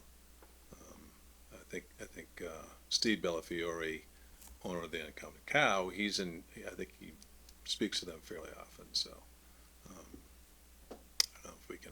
And they're responsive when he reaches out to them, but there's a lot of stuff from inside the building that is just sitting there outside, and it's pretty unsightly. There was trash too in the dumpster. It was overflowing, which there's only 1 or 2 people, I believe, in the building now, so they're not generating a huge amount of trash. But over time, it built up and it wasn't being emptied. It's making an unsightly mess. So they have been responsive to him when he's called. We haven't had to be involved, but just wanted to bring it to your attention. Okay. And just one more back to the Uncommon Cow, because of all the work that they've done. We're not historical commission tonight, we're district commission, but the historical commission over the last 6 months to a year has decided that we want to present an annual preservation award. And I think that building, the restoration of that building, is kind of the impetus to that, because we need to recognize not just buildings on the Common, but anywhere in town, and whether it's in residential, whether it's commercial, that this is kind of, as we've only had a couple of meetings, but to come up with nominations and then have a nice plaque that goes on the building so that, that these owners do get acknowledgement for the hard work and the investment that they've made, whether homeowners or businesses, that I think that it's hopefully that'll make people a little more proud of the buildings, because so many people do this and they do it just because they want to. That would be just one more little pat on the back to say thank you for doing a good job, and we appreciate it. We recognize what you've done. So that's hopefully in the next 6 months we'll have our first award. And we talked about, it's not just what's happened today, it could be things that have happened in the past, so that, because almost all the buildings on the common, that owners have done things, other buildings in town, homeowners, so that we will try to recognize people that have done things in the past as well as moving forward. Do you have any questions for us? So you guys are thinking about expanding the district. Have you ever thought about having another district, like another pocket in town, rather than, obviously expansion, but like, is there somewhere in South Grafton or another part of pocket in town that you want to start preserving and paying attention to, and beyond just the common? Well, it's a good idea. I mean, I know in North Grafton they have what they used to call New England Village, which is basically, North Main Street there, or Washington Mills, and heading north towards Shrewsbury. Yep. So that's a thought. Yeah, I mean, I hadn't personally thought of that, but I'm not sure where you do it in South Grafton, maybe along Main Street. Yeah, that's where I was So- thinking, so- over by Sampson Square, that little area Yeah, right there, like a something. little pocket. There is a Worth whole considering. process. It's harder to get it approved if you've got a lot of residential Yeah. properties. People become concerned. And the problem with New England Village, which is an intact village, I mean, it's actually still operating as it has been for, well over 150 years, I would say. But the problem is that Washington Mills probably doesn't want to have a lot of restrictions on how they use the property either. So you'd have an uphill climb getting Yeah, I wasn't thinking there in particular. I was thinking more South Grafton, where there's a couple churches, there's a fire station. It's very similar to the common, if in that little pocket area, to just start to, We did do, the historical commission did have a consultant come and discuss National Register districts, which is a different animal. It's more recognition rather than local control. And New England Village did not want that because they felt like they would have restrictions. And at the time, I think the Baptist Church was still there, but that was fully intact. The whole, everything was still there. And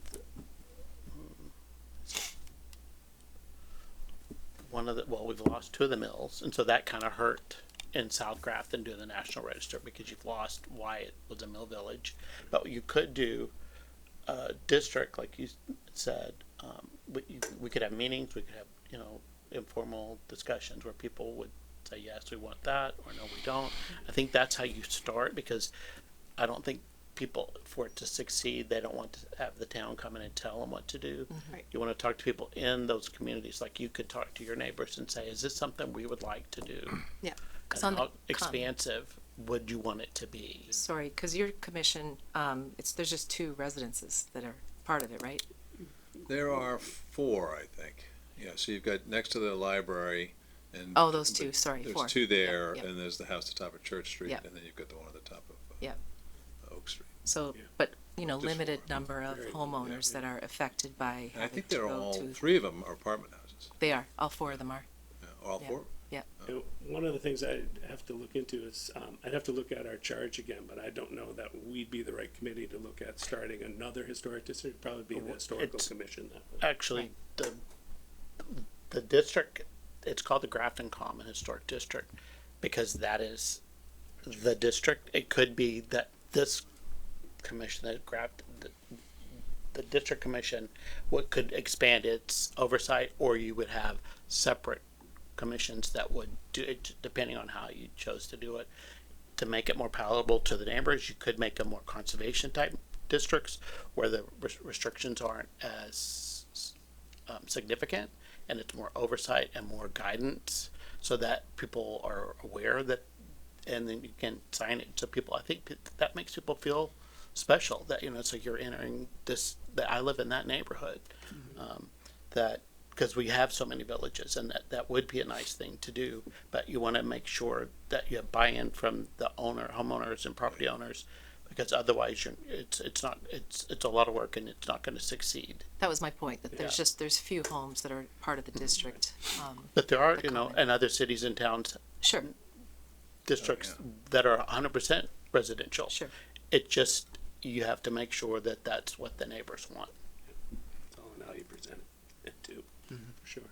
I have a question, just back to, do we have something at the building department, like in terms of a flag or something that we can Yeah, institute? and I don't want to misrepresent it, but we've done a ton of work in that area, Okay. right? So we've flagged all of the buildings at the common, and so it should trigger with the building department that you don't Okay. have to do that. There is some rub with when information goes back and forth that I have to navigate still. I'm not gonna overstate that, but there, it's a give and take a little bit. I think that, this is just my opinion, I think we're in a better position to do a better job now, than we were even a year ago. But, some of that is lessons learned from it not going particularly well, and you go, okay, well, we gotta make these changes. So, I think we've done quite a bit of work on that. I know Tracy spent some time on it to try to make sure everything is flagged and noted when you're in, it's not Viewpoint anymore, it's been sold like 3 times since then, it's OpenGov. So everybody sees it when they pop in that address, boom, you see, okay, yeah, it's Should, from the admin to the end of the process, right, it should keep driving that flag. Well, thank you for that. It's getting there, it's not foolproof, and it's not probably the only time we're gonna step in it. Yeah, and the issue the last issue we had was probably a little over a year ago. So, Yeah. It was last summer. It predates that. And so, some of that is that it hasn't been triggered to the extent that it was, I think, in a while as well. Yeah. But while you were talking to me, I really think that you should pursue, at some point in the not too distant future, a demolition delay bylaw. Because you're getting to the point with the density that you have in town that some of these properties that already have a home on them are going to start to become more valuable to be demolished and replaced with something else, right? We've seen it happen. And like even, I'll give an example, is the Pratt house that was at 29 Oak Street. That was a home from 1800. Really sad. I was not aware of it, even working in this building, that was going to be demolished. Neither was I, And it was gone. yeah, and it was gorgeous. I've only seen pictures, but it definitely would have been worth, in my opinion, saving a home like that, especially given its proximity to the common, but also just the architecture inside and the look And it's just feel an of it. empty lot right now, overgrown lot. It's been since 2023 or 2022. But that would have, if we had a demolition delay bylaw, that would have triggered, not necessarily, might not have saved the home, but it would have triggered the ability to go document, research, and maybe put it before the town and have the town say, yep, that's a valuable asset that we should buy, regardless of what we're going to do with it later. Not that we need another building Yeah, to maintain, but those are important things that, without that demolition delay bylaw, they can just go. Is that the one on the corner of North Brigham Hill and? Yeah, it's kind of hidden by all Hidden of the behind trees. arborvitaes. Yes. So from here, if you head up North Brigham Hill, it was on the right. Yep. Yeah, I walked through that house. Did you? It was, It's you in could rough not shape. save that house. It was in rough shape. You Right, could not but you save could, that house. what I'm saying is, Document. to have the ability to do that if you wanted to, because some of the houses would be better, I think, in condition, especially looking at the pictures of the upstairs, and you had some other structural issues, but to be able to get in and document, save components of You it. might, because I did that at Tufts. Exactly. Because That's what I just they said. were tearing down the one building that I really wanted them to keep, and I was gonna let these houses go, and I'm on the committee, and they said, oh, this is coming down in a month. And I worked with them, and I took doors, I took heavy brass, that I've never seen such heavy brass doorknobs from the state hospital, a mantle. I found plans, the original blueprints that were just stuck in a corner, just random stuff that nobody ever threw away. So you can at least say pieces. You may not be able to say, I got a couple of the slate tiles from the roof. You know, so the Historical Society will have a little bit. If you want to salvage anything from the old DPW building. I'm definitely in favor of the demolition delay. And what is it that where are we with that? So we've bring us met back. with them, and she's presented the information that they've Okay. researched on what's available in other towns, so that we can kind of custom our own approach. Yep. Customize our own approach. But we're just at the beginning of that, because we literally just met with her like a week ago. That's great. So we need to meet with the Christopher, the new planner. Christian, sorry. I agreed to it just then, and I was like, no, that's not his name. Christian. The other we had a Christopher before, I think. Anyway, meet with him, and then probably for May town meeting, it's when you'd have to you need to have public hearings and informational things so that people understand what it's all about, and then get that first May annual town meeting. One question for you guys, Andy, and me. So, under your jurisdiction, do you have any authority over buildings, say, that are being neglected, or is it just capital projects? You know, if it's just projects that people are doing to the exterior of the building. That's demolition by neglect, and that's not in the bylaw. Okay, so if there's a piece of property that's not, let's take the inn for an example, right? We all see it. It's like we're all concerned about it because it's an important building very to the historic common building, yeah. and One of it's the- being vacant and neglected is never good for a building. So, but you have no authority over Only if any- they want to make repairs, changes, additions. only if they come to you with, we want to paint it, or we want to fix a door. We wanna we replace right. windows, So stuff. nothing with property that's not being cared for. Which is why we brought up the rubbish debris issue. But that could be added to the bylaw. You could have that. Yeah. Like Cambridge, a city, usually these are in cities that have staff that can deal with this, because we don't have any staff at all, you know, it's just kind of us. And, anybody that wants to help us in the planning office that has time, you know. Yeah. But for the most part, we're kind of, doing the heavy lifting. Can we answer any other questions? I think we're good. Okay. Well, Thanks. Thanks for your time, and Thank you for having us. Yeah, I'm thank you for excited coming to be in. able to come before Yeah, I you. appreciate the appreciate it. opportunity to and Share. we'll definitely work on that demolition delay. Yeah, we'll keep you in the loop. Yeah, we're happy to help draft anything, or probably need counsel at some point. and all We'll that. be reaching out. Okay. Great. Have a Thank great you. night. Okay. thank you.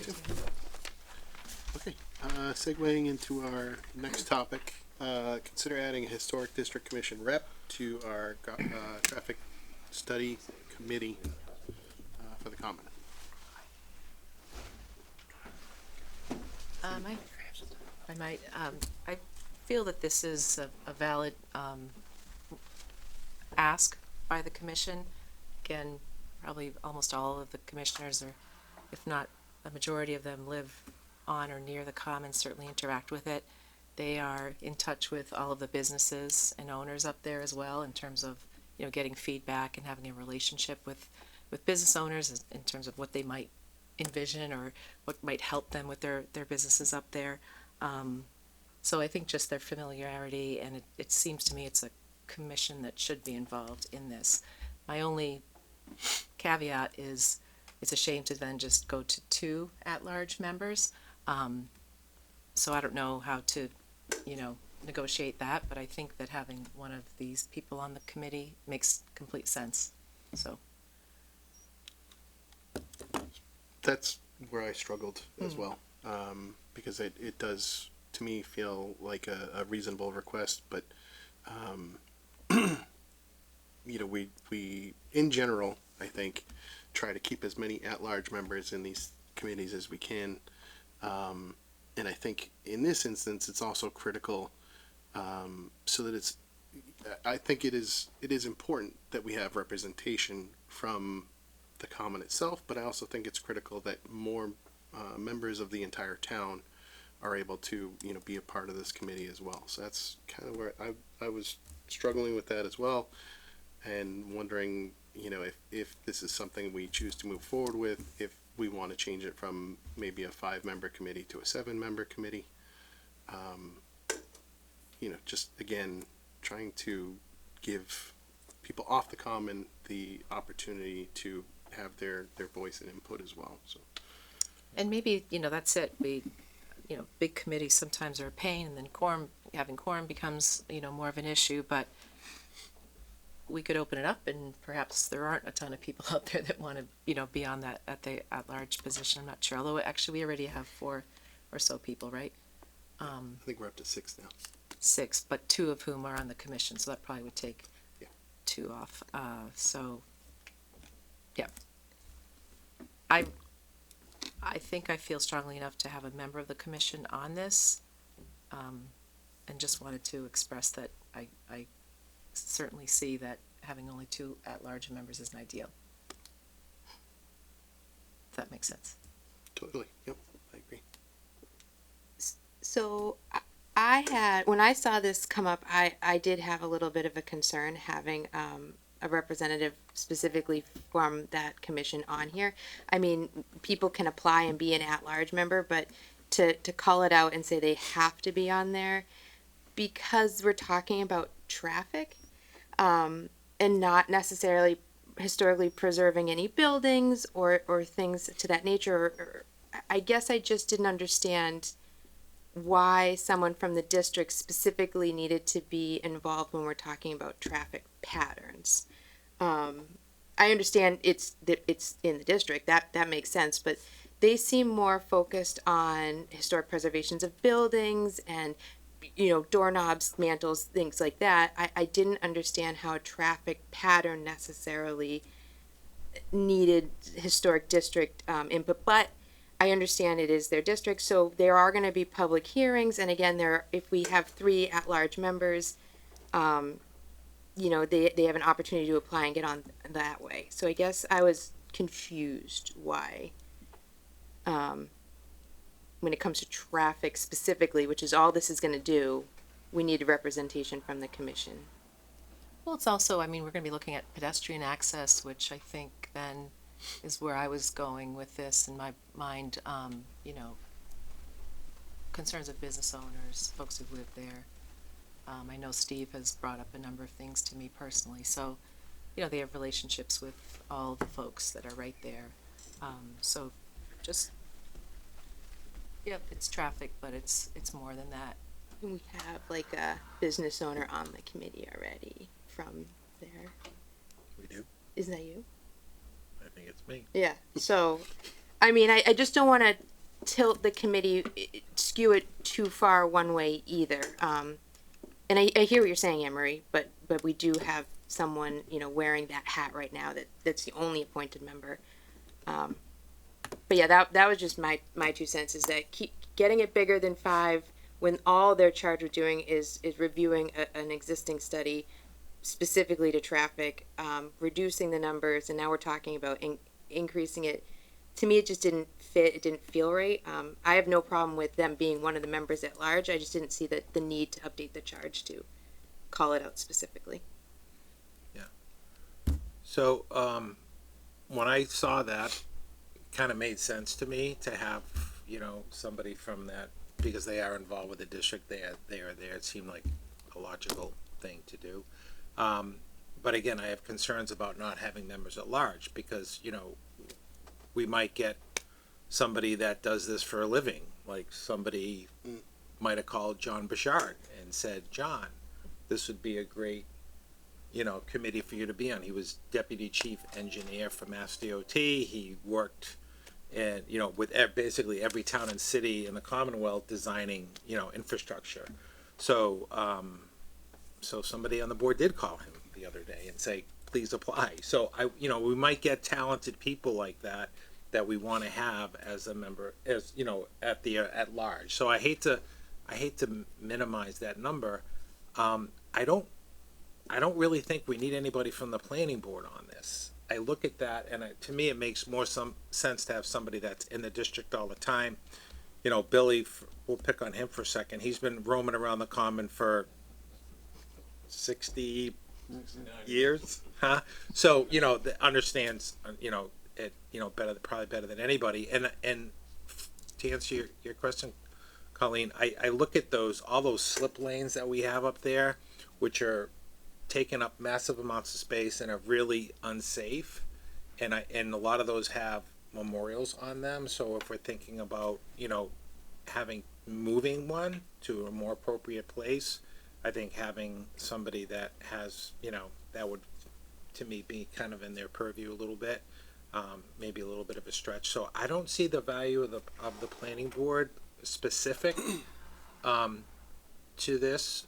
I see more somebody from this group for this specific committee. So I don't know if we want to swap that out and keep 3 members. I guess that's one idea that I would throw out there, and see what we get for people that have been involved with public safety or engineering, you know, infrastructure work. I think would be valuable and would help the committee answer a lot of questions that they may have during just kind of general discussions about what you can and can't do. So to that point, planning kind of seems to make sense to me because they look at plans all the time and traffic and things like that. But the select board, would you want to give up the select board rep for the historic district? Well, I think ultimately we're going to have to decide on what happens there. So Right, so we can just have somebody else take that spot, and then when they come with their recommendation, we see it anyway. yeah, I wouldn't want to do that. You wouldn't want to do that. No, I don't see the need for somebody from planning board to be on it, honestly.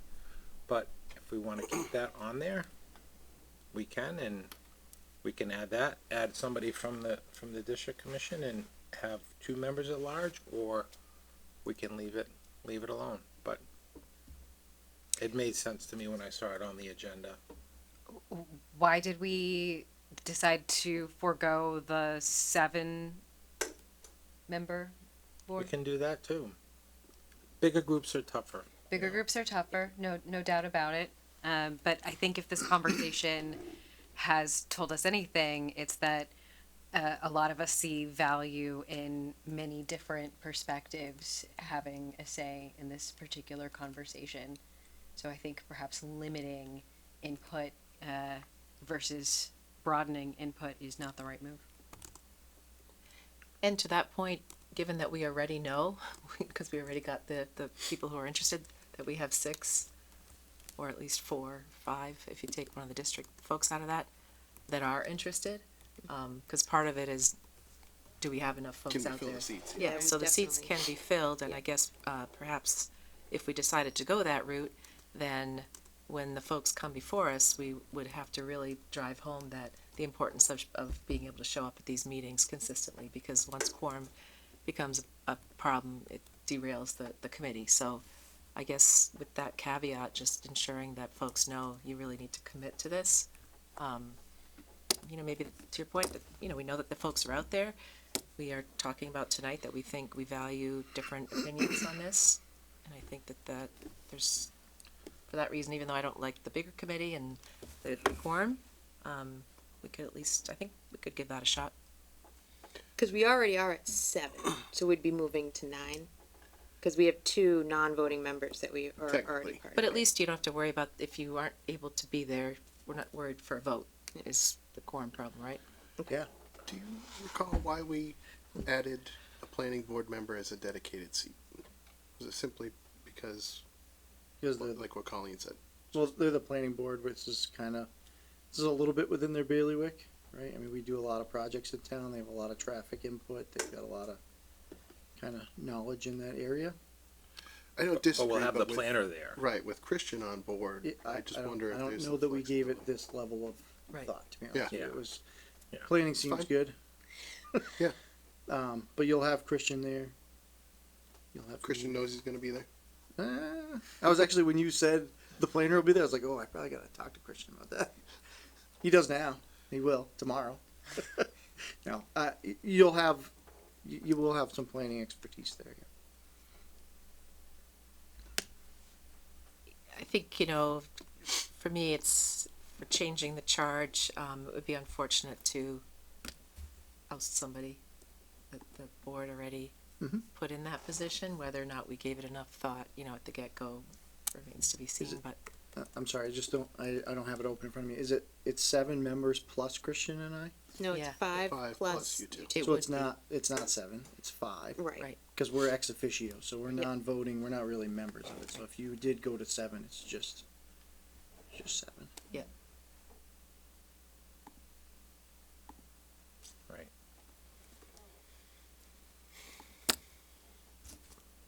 Well, we have a few options on the board. It's also something that we could take some time to consider, I guess, if we want, and bring it back on our next agenda if we're so inclined. If we, you know, anybody feels strongly at this point, wants to make a motion, we could do that too. I'll make a motion. I move the board vote to amend the charge for the Grafton Common Traffic Study Committee to include one member of the Historic District Commission and add 2 at-large members with relevant experience appointed Second. by the select board. Okay, motion made and seconded. Any discussion? 7. It's just, it's a big, you know, it's, Evan, I mean, I guess I'll, not to put you on a spot, but, you know, this is, I look at this as a really important committee. We're already, the common is already, has significant safety issues, especially with pedestrians, but with vehicles as well. And obviously, when those two combine, it's not good. And we have, you know, 4 major developments going up within half a mile of the common, which is going to add another, I don't know, 400 or 500 units. Right. So that's obviously not going to make it better. So so I look at this as something that is really important. Do you think a 7 committee with a topic like this can function? I mean, I'm not against going to 7. I just want us to be able to do the work and stay focused on coming up with some, you know, realistic solutions for that area. I think that if you go to 7 and you do a very diligent job of selecting the people that are on it so that you don't have representatives that are going to be focused in the same areas, spread that out, I think you're going to be able to get a good result. I think 7's 2 people bigger than probably optimal, but you do have a lot of public interest in this. Yeah. And I think for good reason. So I mean, I think it's manageable. But just to circle back to, the select board will weigh in on the results of this committee. Does it require a select board representative? Why do you think it doesn't? Well, to your point about the planning board, it's your point, but using a different person. And if you guys all feel very strongly about putting a historic district commission on, while also still feeling strongly at keeping it 5, it comes to us at the end. So do we need to take up one of those seats? I think this is gonna be one of the most important committees in town because of the impact that it's gonna have on the community and the businesses up there. I think we need somebody from this board on that, I guess. So, well, and for me, what Craig brings is not only being a select board member, but a business owner, landlord, et cetera, you know, right there. So, I think that that adds a huge value, in my opinion, over me, who doesn't have a business right there. Certainly, I still care about it, not on the select board, but I would certainly defer to someone who actually has a business. And just not weigh in, but maybe.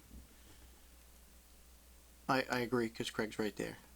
He's in the room, he's looking at me. He can't see me. Because you're in a good spot, I don't know where to go. You could also consider making a historic district commission seat, doing away with the dedicated select board seat, and have Craig fill an at-large seat, because he is can also be an at-large member of the community. It doesn't have to be a dedicated seat. And that's what we can do with the historic You district. could do that as well. I think you can do 7. I would just do 7. We don't. Take any questions? I'm on 2 7-member committees and 1 9. Go to the mic. Yeah, if we need you to mic. I'm on 2 7-member committees and 1 9-member. 9, but they're all committed. And I think that this, I don't know when it's gonna start, I don't know how long it's gonna go, when it's gonna end. If I think people know, and you agree up front, we're gonna meet the second Tuesday of every month or whatever, they commit and they block that time and they meet. This is very, very, very, very, very important. I live near the common, not on the common, and all these developments are already impacting me. I can see how traffic has increased just in normal growth of the town. So I really feel like that we have a voice that, even though this isn't a building, everything that goes through the common affects the common. Signage is a huge thing, and that's one of the things that study came up with that we agreed with. There's so much signage, it's so confusing, and it only makes it more dangerous. So I think all of that, we are aware of a lot of these things so that we would not have a learning curve, that other people, they may have their pedestrians or their commuters, or that they have always liked the common. We've got most of that because we've experienced the work that they did, and a lot of that work was not done correctly, and so the little flashing light crosswalks are not correct. But we were not really included in part of that, so it's like now we know that. So I think we have a base of knowledge that we can share with that committee that will be helpful and meaningful and impactful in what the final resolution is. Also, traffic lights, and if there are lights, what are they going to look like? I don't think that anybody wants to jump to traffic lights, but if that has to happen, I really would like to see them fit in with the common as nicely as you can with traffic lights. So I hope I'm making a decent case for one of us, but also 7 is not fatal. I mean, I do it every month 3 times. I think that bringing a variety of folks, if we already know that some of the people that are on that list already bring a variety of backgrounds, I understand, reservations with the 7-member board, but more opinions and more, not even so much opinions, but just more input from various sources might not be a bad thing on this particular committee. And I think that the 3 members that we have, planning, select board, and now historical, should remain. So I'll stick with my second to the motion we're discussing.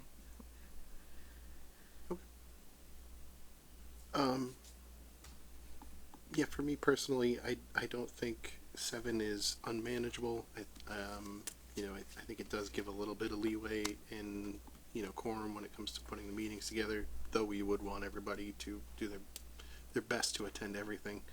I like the idea of opening it up to be a little bit more inclusive so that we, maintain a good mix of people.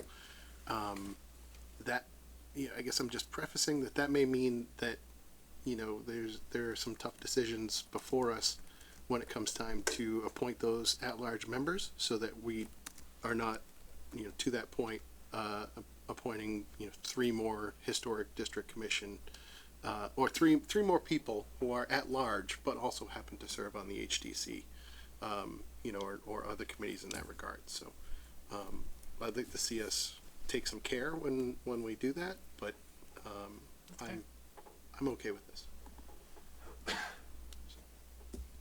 Any additional discussion? Okay, hearing none. All those in favor? Aye. Any opposed? Okay, passes unanimous. Well, that's something you guys can add to your August meeting. Figure out how you want the rep to be. So does your committee select, or do we? You select. Yep, it's up to you guys to choose, and then let us know who you'll be sending to the committee. Thank you for coming in tonight. You too. Okay, we're going to pass over the allocation for funds for the roof again, and make sure that Jay is able to attend, which brings us back to the list of earmarks for federal grant funding and creating a survey. This was something that we discussed, I believe, at the last meeting. Really, this time we just be focusing on the survey aspect of it. We threw out the idea of getting some sort of survey out through the town to the residents to see what they felt were worthwhile things that we could look into. We already had a preliminary list going. We can offer those options as well for them to weigh in on. Maybe we could consider a ranking system where they could pick up to 3 options, as well as kind of an other field where they're allowed to add their ideas. But just throwing that out there to see how the rest of the board feels about getting something like that moving and where we go from here. I love that. Absolutely reasonable. I like the ranked choice. Okay. Did anybody have any additional ideas that they wanted to add to the list? Just recapping from last time, we talked about some funds for the water district, specifically for either treatment facilities or infrastructure. Some of the higher cost road incorporations for things like engineering, sidewalks and targeted locations, water chestnuts and other aquatic invasives, investments in some of our dams, municipal roofing, and I know I alluded to it, and I'm kind of getting slightly ahead of ourselves, but Evan's going to be talking about the strategy to reduce fatal and serious injury in motor vehicle accidents, and one of the things that's discussed in there is increasing or trying to procure more federal Safe Streets and Roads for All grants. So maybe that's something we could work in there as well. Does anybody else have anything they'd like to see appear on the list before we send it out? When you put sidewalks on there, are you gonna list or just sidewalks in general? Because I do, if you put Old Upton Road, for example, like everybody on Old Upton Road will vote, it might skew it. I'm just curious how you would put that on the survey. I hadn't really put a lot of thought into that part. Okay. Based Because you're off, right, sidewalks do tend to be a priority for people, but based off of the ranking that has been, been looked into or something like that, so nobody feels like they're getting gypped. Like, I want to see a sidewalk, but I know I'm on a list and I have to wait till 1, 2, 3 is done before they get to me. I think you just put sidewalks. Okay. Yeah. Because I think that you'll get. I think it'll be hard, and I think it also, gives some flexibility to select which one makes sense with other projects that we have going on, we could do some and other ways that we can do it. Because folks might say, "I want my street," and I fully understand that, but we know that there's development happening over here, and we can leverage the developer to give us sidewalks to here, and then we can do another component. All those things that play in that the average person I don't think is going to know. Did we put streetlights on there? No. How do we need? We used to have a lot of streetlights in town, and now it's it's been kind of the way it is for a long time, minimal, just at intersections. But I don't know if there's any grant money for streetlights for solar lights, or I don't know what's out there. But if there was an opportunity there's some pretty dark roads in town. It'd be nice to have some streetlights. Now I know there's a capital piece, and then there's an operational piece to that scenario to operate the lights, but. I think that we've seen the opposite of what. I mean, you could put it out to residents, but most residents have asked us to dial back the lighting. They want to go to a more dark sky, compliant Us roadways. environmentalists. Yeah. What's that? they don't want the lake pollution.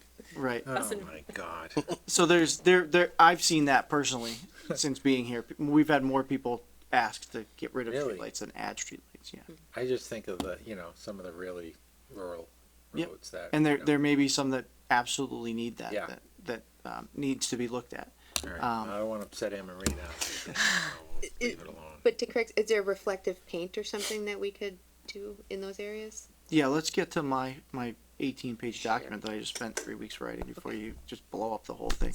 And to that point, there's no reason that streetlights couldn't appear on the survey. That's right. And maybe they're not very highly ranked by the residents when we get the results back, and that gives us the answer. Yeah, it doesn't, right, I wasn't suggesting you don't put it on there, I'm just Yes. anecdotally, Yeah. Gives us something it's been going the opposite semi-quantitative. direction for a while now. Do we do the very dangerous thing and also have a user entry blank? Yeah. I think we should. Sure. Yeah. Excellent. So you guys will put that together and get it pushed out?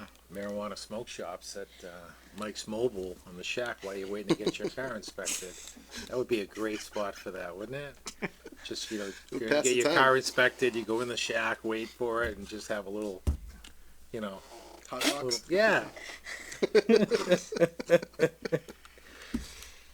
We have to vote on it first, everybody. Don't get too What excited. zone is that? Yeah. Hot box zone. It's gotta be light industrial. We're all set. Light. All Okay. All right, so great. we're done with this. Yep. Well, I'll make sure Amber has a copy of that list, and we'll get that moving. Yep, that'd be great. Over to your big, beautiful safety presentation. Thank you, and I appreciate you phrasing it that way.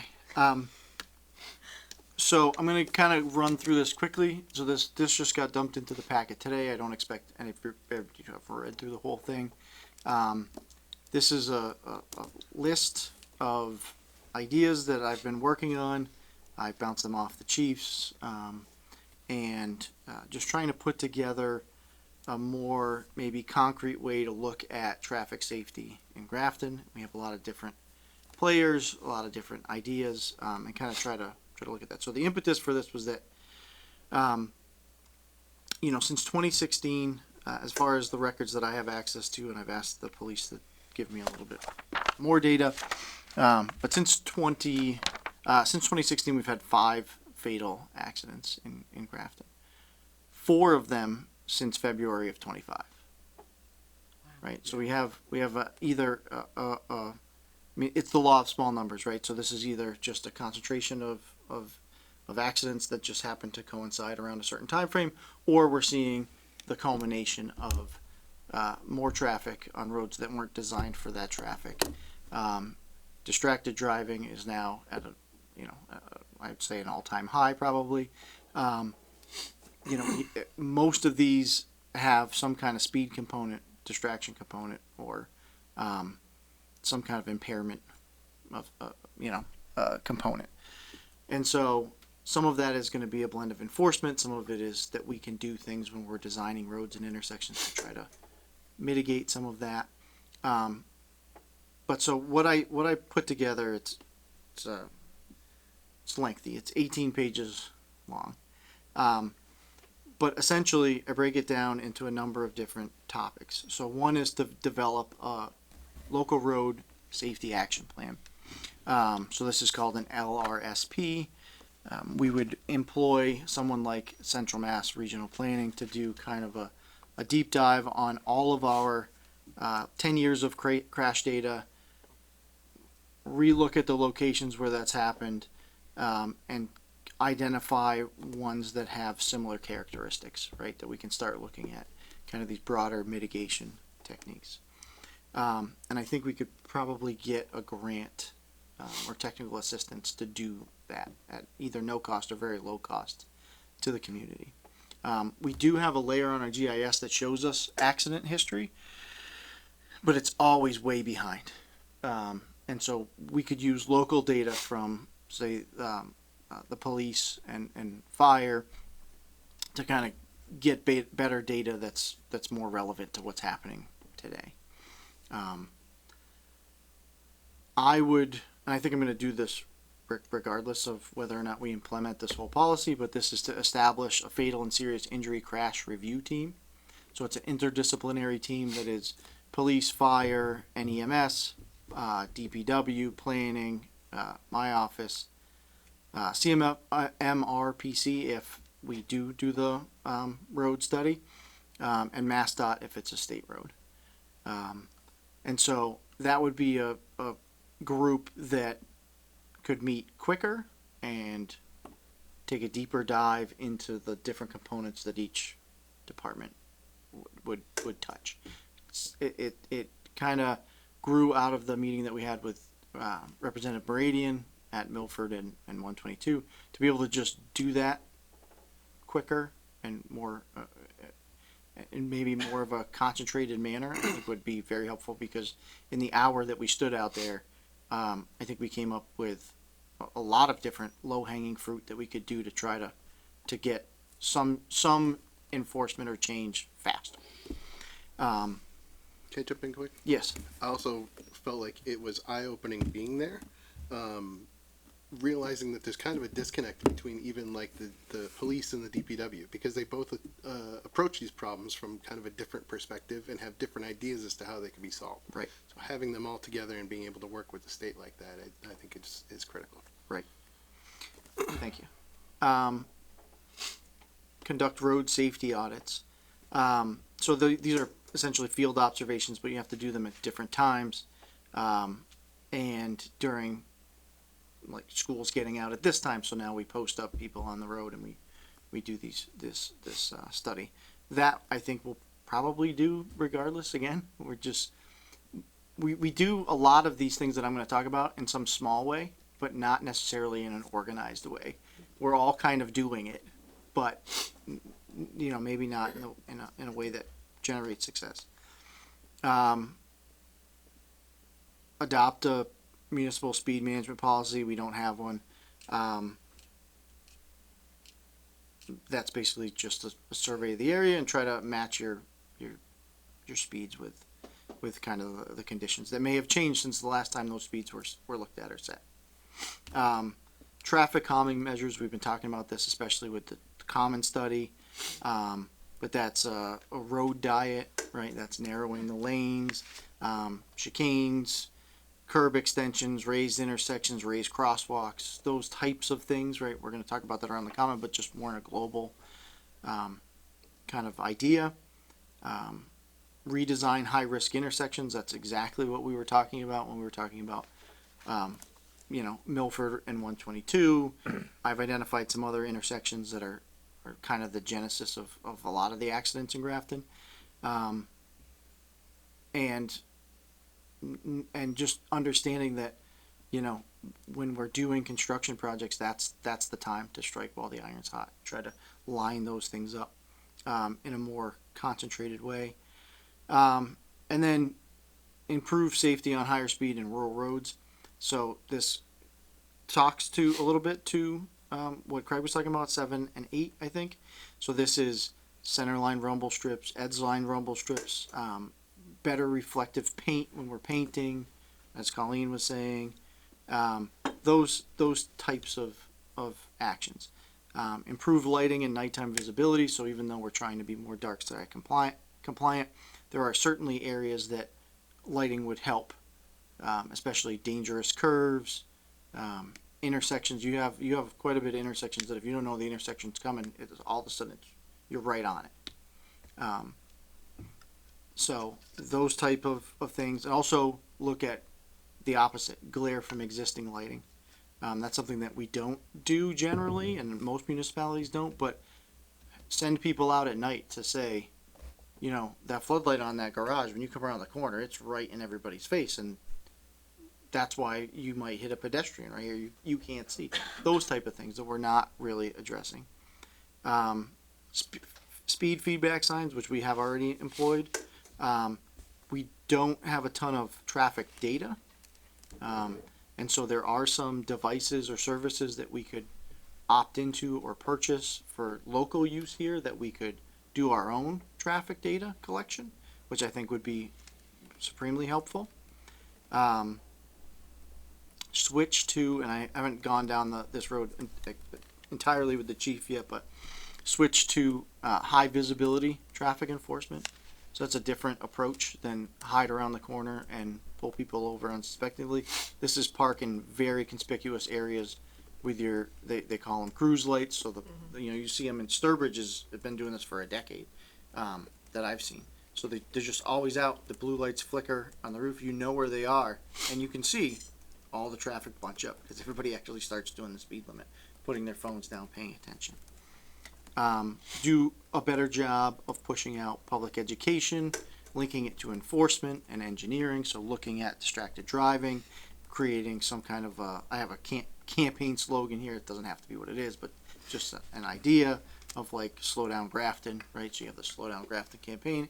Andy doesn't like it, but he's only 1 out of 5. And so, those types of things that we're not necessarily focusing on. I think, again, I'm not taking anything away from GPD. I think they do a lot of great work. They've done campaigns like this in the past. but, you know, just building upon that. Municipal fleet, distracted driving policy, so we have kind of policy that touches on this, but make it its own policy. Exempt my office, but everybody else, really gotta crack down on distracted driving. But so, some policy around that that's actually enforceable. Kind of, planning board's doing this number 13, which is strengthen transportation safety requirements and development review. They really, you do have a good planning board and zoning board that do a great job with this. So I think it's something that needs to be, you know, codified, that's a focus for us, but I don't think there's huge gains to be made there. You really do have good people doing good work in that area. And then pursue outside funding, which we talked about. And the other thing I'd like to see us kind of prioritize is visual traffic monitoring cameras, whether they're portable or whether they're fixed at high risk intersections. So one of the things that I think would have been helpful for us is we have intersections where we see a lot of accidents, and yet we do our reconstruction, we do all those things. But if we had a way to visually capture some of this data, and it's not capturing, we're not talking about the license plate readers, we're not talking about things that are kept or used for enforcement. It's just a camera that would look at, say, we'll use Milford and 122 for example, would just be capturing data so that when there's an accident, you can go back and look at it, or you can go back and look at it for near misses, or what's the traffic pattern look like, or what are people doing that we don't even know they're doing because they haven't had an accident yet. That'd be something that would be helpful for this committee coming up too. Yep. We've had the police come in the store several times, you know, asking For to video. see- Yeah, for video. So I think we should have our own video at some of these locations. And again, it's not a spying technique. It's some of this would be really good for us to be able to go back and see, oh, that was the one guy was on his phone, so we don't need to redesign an entire intersection. Or this continually happens, and these are the circumstances in which it happens, right? This would be helpful, I think. And secondarily, it's helpful, especially at high risk intersections, to be able to have that information for the dispatchers, whether it's here or regional, to be able to look up at the camera and say, you have a 2-car motor vehicle accident, one's on its side. I mean, a plethora of detail can come out that we don't necessarily get from callers. I've seen this in the city of Chicopee. I spent some time in their call center, and it made a world of difference being able to look up and say, there's a car on fire. We should dispatch more than just the regular rescue engine. We should get 2 engines rolling right now, right? Those type of things are helpful. So anyways, I don't want to belabor that. I just know that, you know, video surveillance right now is got a lot of scrutiny. We're not talking about red light cameras. We're not talking about license plate reading in this case. We're talking about just monitoring, being able to monitor sections of town and intersections. And then I have a whole bunch of policy stuff after that that's camera recorded. Lastly, I kind of give a timeline, maybe an implementation schedule, and then kind of try to put together some performance measures, right? So, the road safety report, which I don't know how reportish it needs to be, but some kind of way for us to look at whether we're trending in a positive direction or the other way, and whether we're missing the mark. Then I've got some conclusion. I've got some of the documents that I used to prepare this, and then I've got just kind of a 4-step, maybe recommended select board action, which is endorse the development of the safety action plan, direct me to start road safety audits with our crews, support applications, right? You're going to do that anyways for state and local funding, and request and implement a plan with initial findings in a certain amount of time. It says 6 months. Here it doesn't have to be 6 months. I don't know what a reasonable time frame is for something like this, if the board is interested in this type of document. Thank you for putting all this together. You're welcome. Yeah, thank you. I agree. It is thorough. you know, I'm sure everybody would like a chance to sit with it a little bit and really go through it. I think you did a really good job catching not only a lot of the issues that we hear from residents even, or, you know, why can't we install, why can't we do this, and putting those out for potential, but really getting into the video discussion and touching on some of the sensitive topics there. I think at least 1 through 3 in your requests are very easy for us to support, just based on what was shared tonight. And then I think we can just continue to work to not only discuss this, but work through, you know, your implementation schedule here. There's a bunch of preliminary work that's going to need to be done, and discussions that are going to need to be had. So, you know, certainly isn't the be all end all tonight, but yeah, I was really impressed. Good work. Thanks. If I could, just before you go down that, there's one thing I forgot to mention as I went. This doesn't address our ongoing traffic safety committee and what their role in this is. I haven't figured that out yet. I don't want them to be marginalized. I think they've done great work over a long time, and you've got a lot of dedicated and talented people on it. So I just need to tie them into this, and I haven't done that yet. So that it's on my mind. I just haven't threaded that needle yet. It would be great to have one of them on that other committee too, maybe as a member at large, if there's somebody there that would, you know, because they deal with this stuff all the time. Yeah. I'm just thinking about our roads committee, you know, for something like this, like when we're repaving roads or doing infrastructure work, is there an opportunity there to do some safety absolutely upgrades and look at the road, not just to mill and fill a road, Right. but to look at what we could do to make it safer? Right. Because Yeah. when you repave something, it becomes a highway, right? Yep. Which, so people go faster, right? Yeah. So I think, in my mind, the action steps in here would then inform that committee that, yep, you're gonna select the roads and we're gonna do this, and we're gonna do that. But when we're doing it, we're also Use this doing as a this, guide. because I think we're missing that, right? They're focused on paving. Right. And they do a great job with it. They really make that money go. But they're not necessarily, I mean, they're all There's a missed conscious of it. opportunity. Right. Potentially. And we see that, we see Yeah. that kind of all over, because you've got this disjointed kind of approach to things. Not that that's Grafton specific, but even like with MassDOT, right? They're gonna pave all of 122, and we have 4 to 5 intersections that we're like, these are horrible. We need to fix them. Right. But those two groups are not having No. that conversation. And I know people that don't want their road paved because they're like, oh, people are gonna go a lot faster Right. if it's a smooth road versus a Yeah. bumpy country road, you know? Yeah. Yeah. I think a decent amount of this is really policy driven too. Yeah. So it, you know, hopefully that committee would find that it makes their job a little bit easier in some of these decisions as well. Or at least gives them more of a scapegoat where they can go, hey, we didn't decide this, go talk to those people. Right.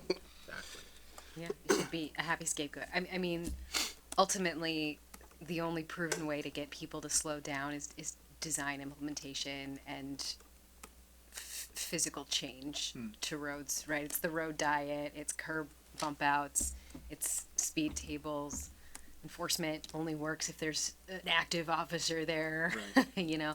And So enforcement's a double-edged sword, because you also impact people that, yeah, they shouldn't have been speeding, but it's a single mom on her way to get her kid to daycare. and Totally. They can't afford a $350 ticket, and, you know, we're not heartless, we don't We're wanna not be trying doing to that be either. punitive, Right. right? We're just trying to get people to be safe. That's why, Totally. my opinion, the high-vis traffic enforcement is a great tool, because you slow down cars because they see you there Yeah. and follow the rules, albeit maybe only for a short time.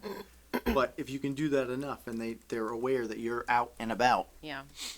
But ultimately, this is an incredibly necessary and also incredibly expensive undertaking. So I'm happy to see that there's, you know, grant and federal funding opportunities built into the plan, because we're going to have to tear up some roads, and we should. Or at least get MassDOT to do it. Can I ask a question?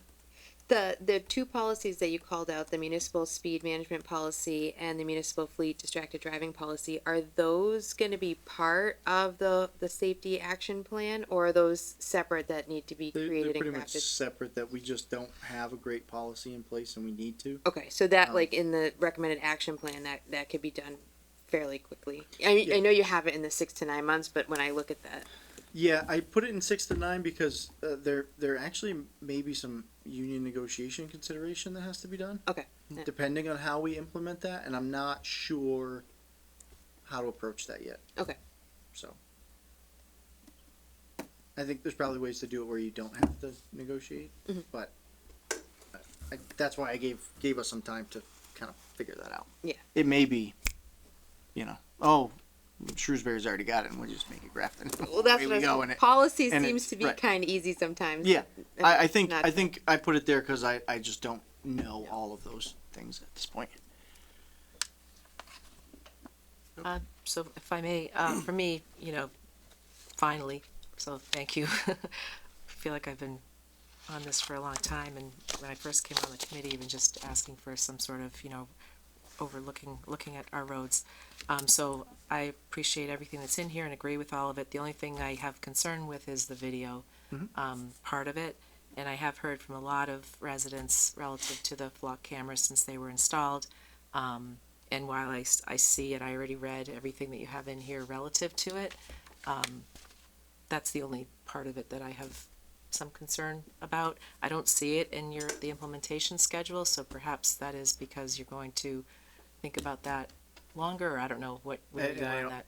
I don't have it in the implementation schedule mainly because I don't know what the cost is. I don't Funding. know what mechanism we would go. Some towns use portable trailers with cameras that they move around from site to site to try to, they'll watch this intersection for 3 weeks and then they'll watch another intersection or whatever it is.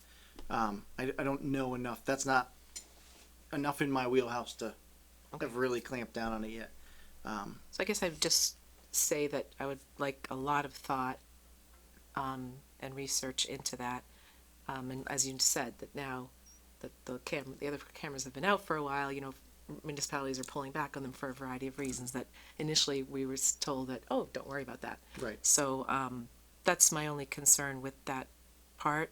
And quite frankly, if it was a mobile unit, I would have less concern maybe, because kind of like the visibility of the police officers, just the visibility of that Right. would maybe help. But so that's the only component of it that I would just want to make sure that the committee or whoever, or yourself or whoever's looking into it, can assure. I'm not even sure if you can, but somehow make sure that. Yeah, I think Yeah, this video, I mean, we're probably. You're still taking pictures or video of people in cars, Right, cars, but license plates, the whole I nine yards. think, yeah, you are, but I think that, no, it's a long road to go down. It But is. I take your point, yes. I was gonna go down there and then I was Yeah. like, oh, it's almost 9:30. I've got time for the dissertation on that's cameraing, because definitely something that we it's a don't hot have. topic and Yeah. it's got a lot of variation in it. But yes, I take your point. I think that that's important. Are we at least comfortable under the recommendations endorsing the development of a local road safety action plan, directing the TA to identify and initiate road safety audits at priority locations and supporting applications for state and federal road safety funding? So moved. Second, yeah. Okay. Motion made and seconded. Any discussion? Hearing none. All those in favor? Aye. Thank you. Welcome. Thank you for putting this together. Yeah, it's great.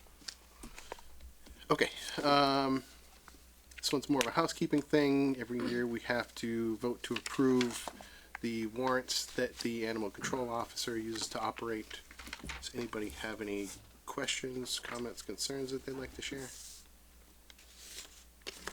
Okay. I move the board vote to approve the animal control officer's warrants as presented and authorize the chair to sign. Second. Okay. Motion made, seconded. Any discussion? Hearing none. All those in favor? Aye. Great. Any select board reports tonight? I can just do quickly, open space and rec, we met, I believe it was last week, we discussed, update of some of the committees that reported to us a little bit late, with their action plans, and so, the chair was hoping to have, all of that information on the website soon. And then the open space and rec plan needs to be updated by the global open space and rec plan needs to be updated by, I believe they said, next June. So we just discussed the notion of having the current committee be part of that going forward, being part of the committee that's going to put together the new open space and rec. We didn't go into details in terms of are we opening that up to more folks to be involved. CMRPC is going to be involved, but just that's the Reader's Digest version of our meeting. Cool. Anybody else? All right, let's cruise. TA report.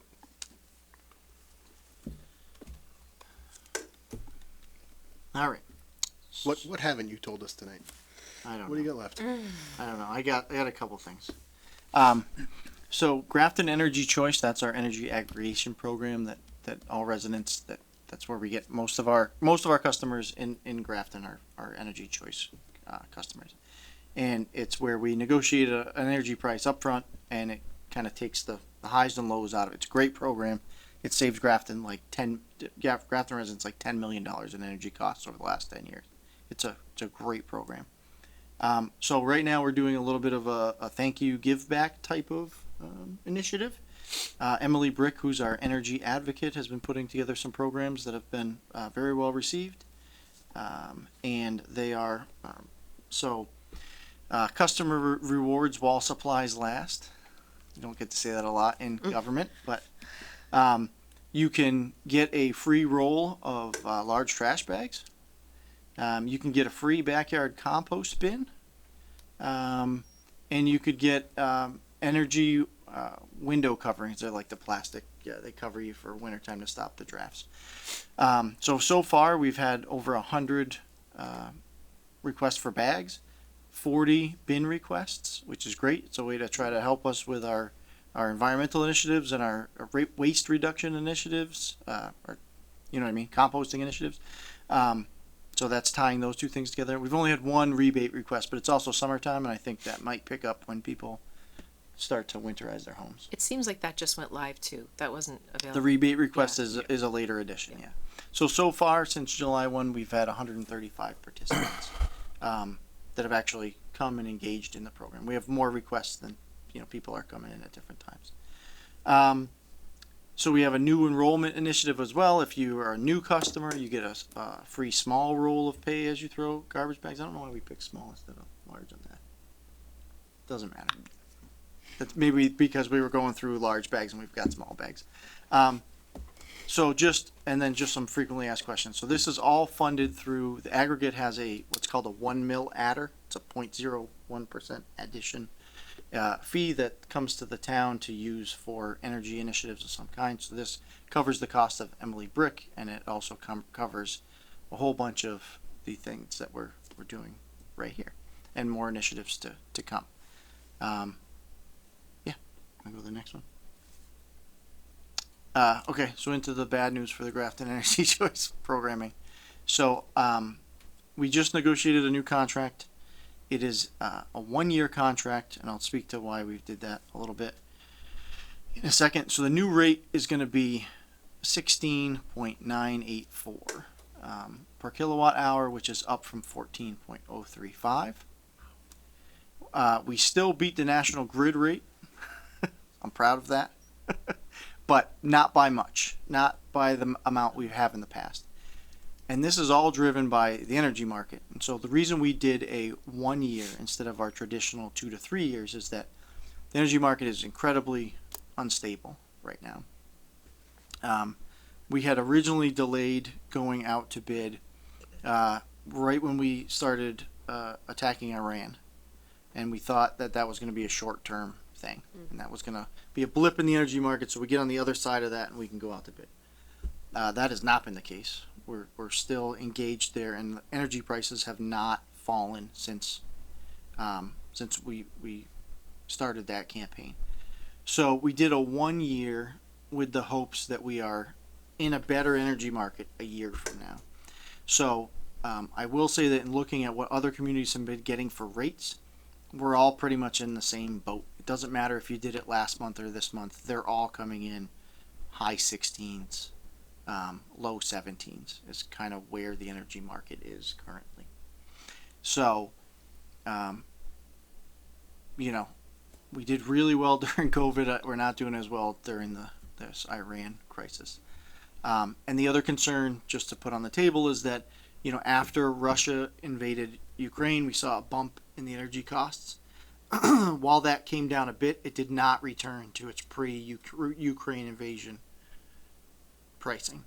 And so we don't know if once this latest turmoil ends, if we're going to see it go all the way back down where we can get another 14-cent rate, or if it's going to stay at a new normal that we don't know.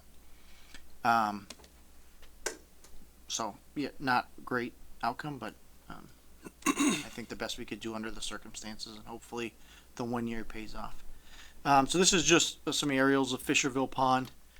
You can see on the right is before we treated it for water chestnut, and this is about 5 days after on the left. I did not get out. I wanted to get out today to have a picture from today, but it was raining, so I couldn't fly the drone today.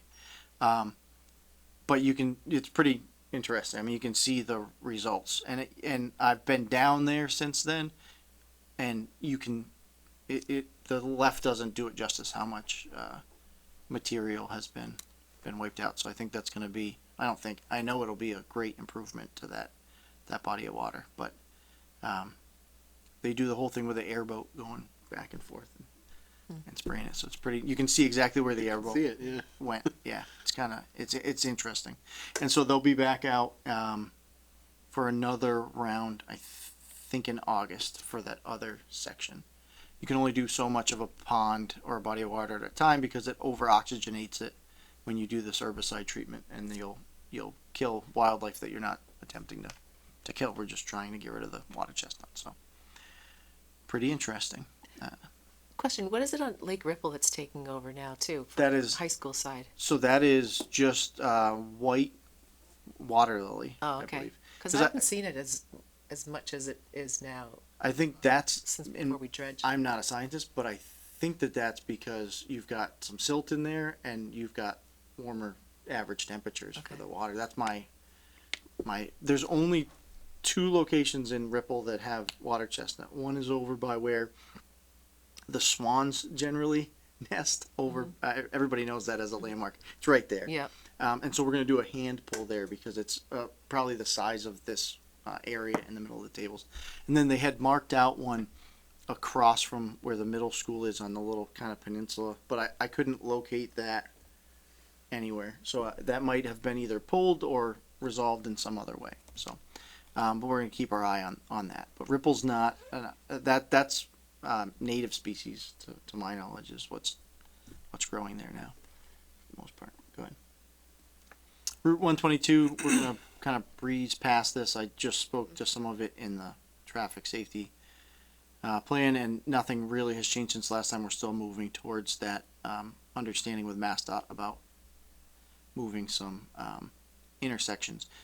We did do some signage work and some mobile speed signs and things like that, but those were kind of the low-hanging fruit things we talked about last time. Paving update, nothing really. George Hill, we've done. Oh, that's not what my thing. This slide didn't update, so I apologize. What the slide is supposed to say is that we're continuing with the tree work. We're now awaiting a crane to do some of the bigger trees. We've done a lot of the big trees, but we're doing some big trees that impact either power lines or houses. These are the kind of the last phase. It was small to medium trees, large trees, and now trees that have some kind of impediment to being able to take them down. So we're waiting for Mayer. That's the tree company that's doing the work to come back, and they should be hopefully by the end of the week. We've got that in hand. No, I guess that's all I got. Just one question, Andy. So I was told that there was going to be some flashing crosswalk lights put up in South Grafton on 122A over 122A kind of towards the end of Ferry, Okay. by that little Yep. I know where you're at. Baptist church. Yeah, Yep. yeah. And it was, I don't know if you know anything about it, but I had a call from a resident that crosses there every day with his grandchild and almost got clipped twice. People coming, hauling. Yeah. You know what, down 122A, and so this is a guy that worked for Lynch for like 40 years too, so he understands road construction. So, but I had called Brian about it. He said that they were going to put up some blinking, flashing. Yep. Like they have up in the common. And all this stuff. But he said it was going to happen in the spring. It hasn't happened yet, so I didn't know if you knew. I don't know the stats of that. I can certainly look into that. All right. I know my guess is that it's because it's hard to get them. They take a long time to come in, and we've had some significant delays in trying to get them, but that's just speculation. Yeah, so let it could be me back-ordered or whatever. yeah, let me look into it. All right. I'll certainly Great. do that. Thanks. I love them things. Hawks. Hawks? Hawk lights. Is that what they're called? Mm-hmm. Okay. And they're just an acronym? It is, but I don't recall what it stands for. So you got half of a fun fact. okay. Great. I appreciate that. Maybe come back to us when you know the whole thing. Yeah, you got it. Any correspondence anybody wish to discuss? Okay. Meeting minutes. Sorry, just quickly, I'll just bring up the final version, Mr. Carroll's correspondence, the final version relative to, and even for myself, relative to town meeting. Yep. I will have that for the next meeting you have. Okay, great. I did not. I'm behind. Nope, just but looking I did interview people last week or the week before to try to wrap up people that wanted to talk to me about town meeting. Great. Hawk, high intensity activated crosswalk. Thank That you. was going to be my guess. Just got there. Was it? All right, well, fun fact complete. I move the board vote to approve the meeting minutes for January 20th, February 24th, May 7th, May 11th at 6:30 p.m., May 11th at 7 p.m., June 2nd, and June 24th of 2026 as written. Second. Okay, motion made, seconded. Any discussion? Hearing none, all those in favor? Aye. Motion to adjourn? Second. All right. All those in favor? Aye. Aye. You're adjourned.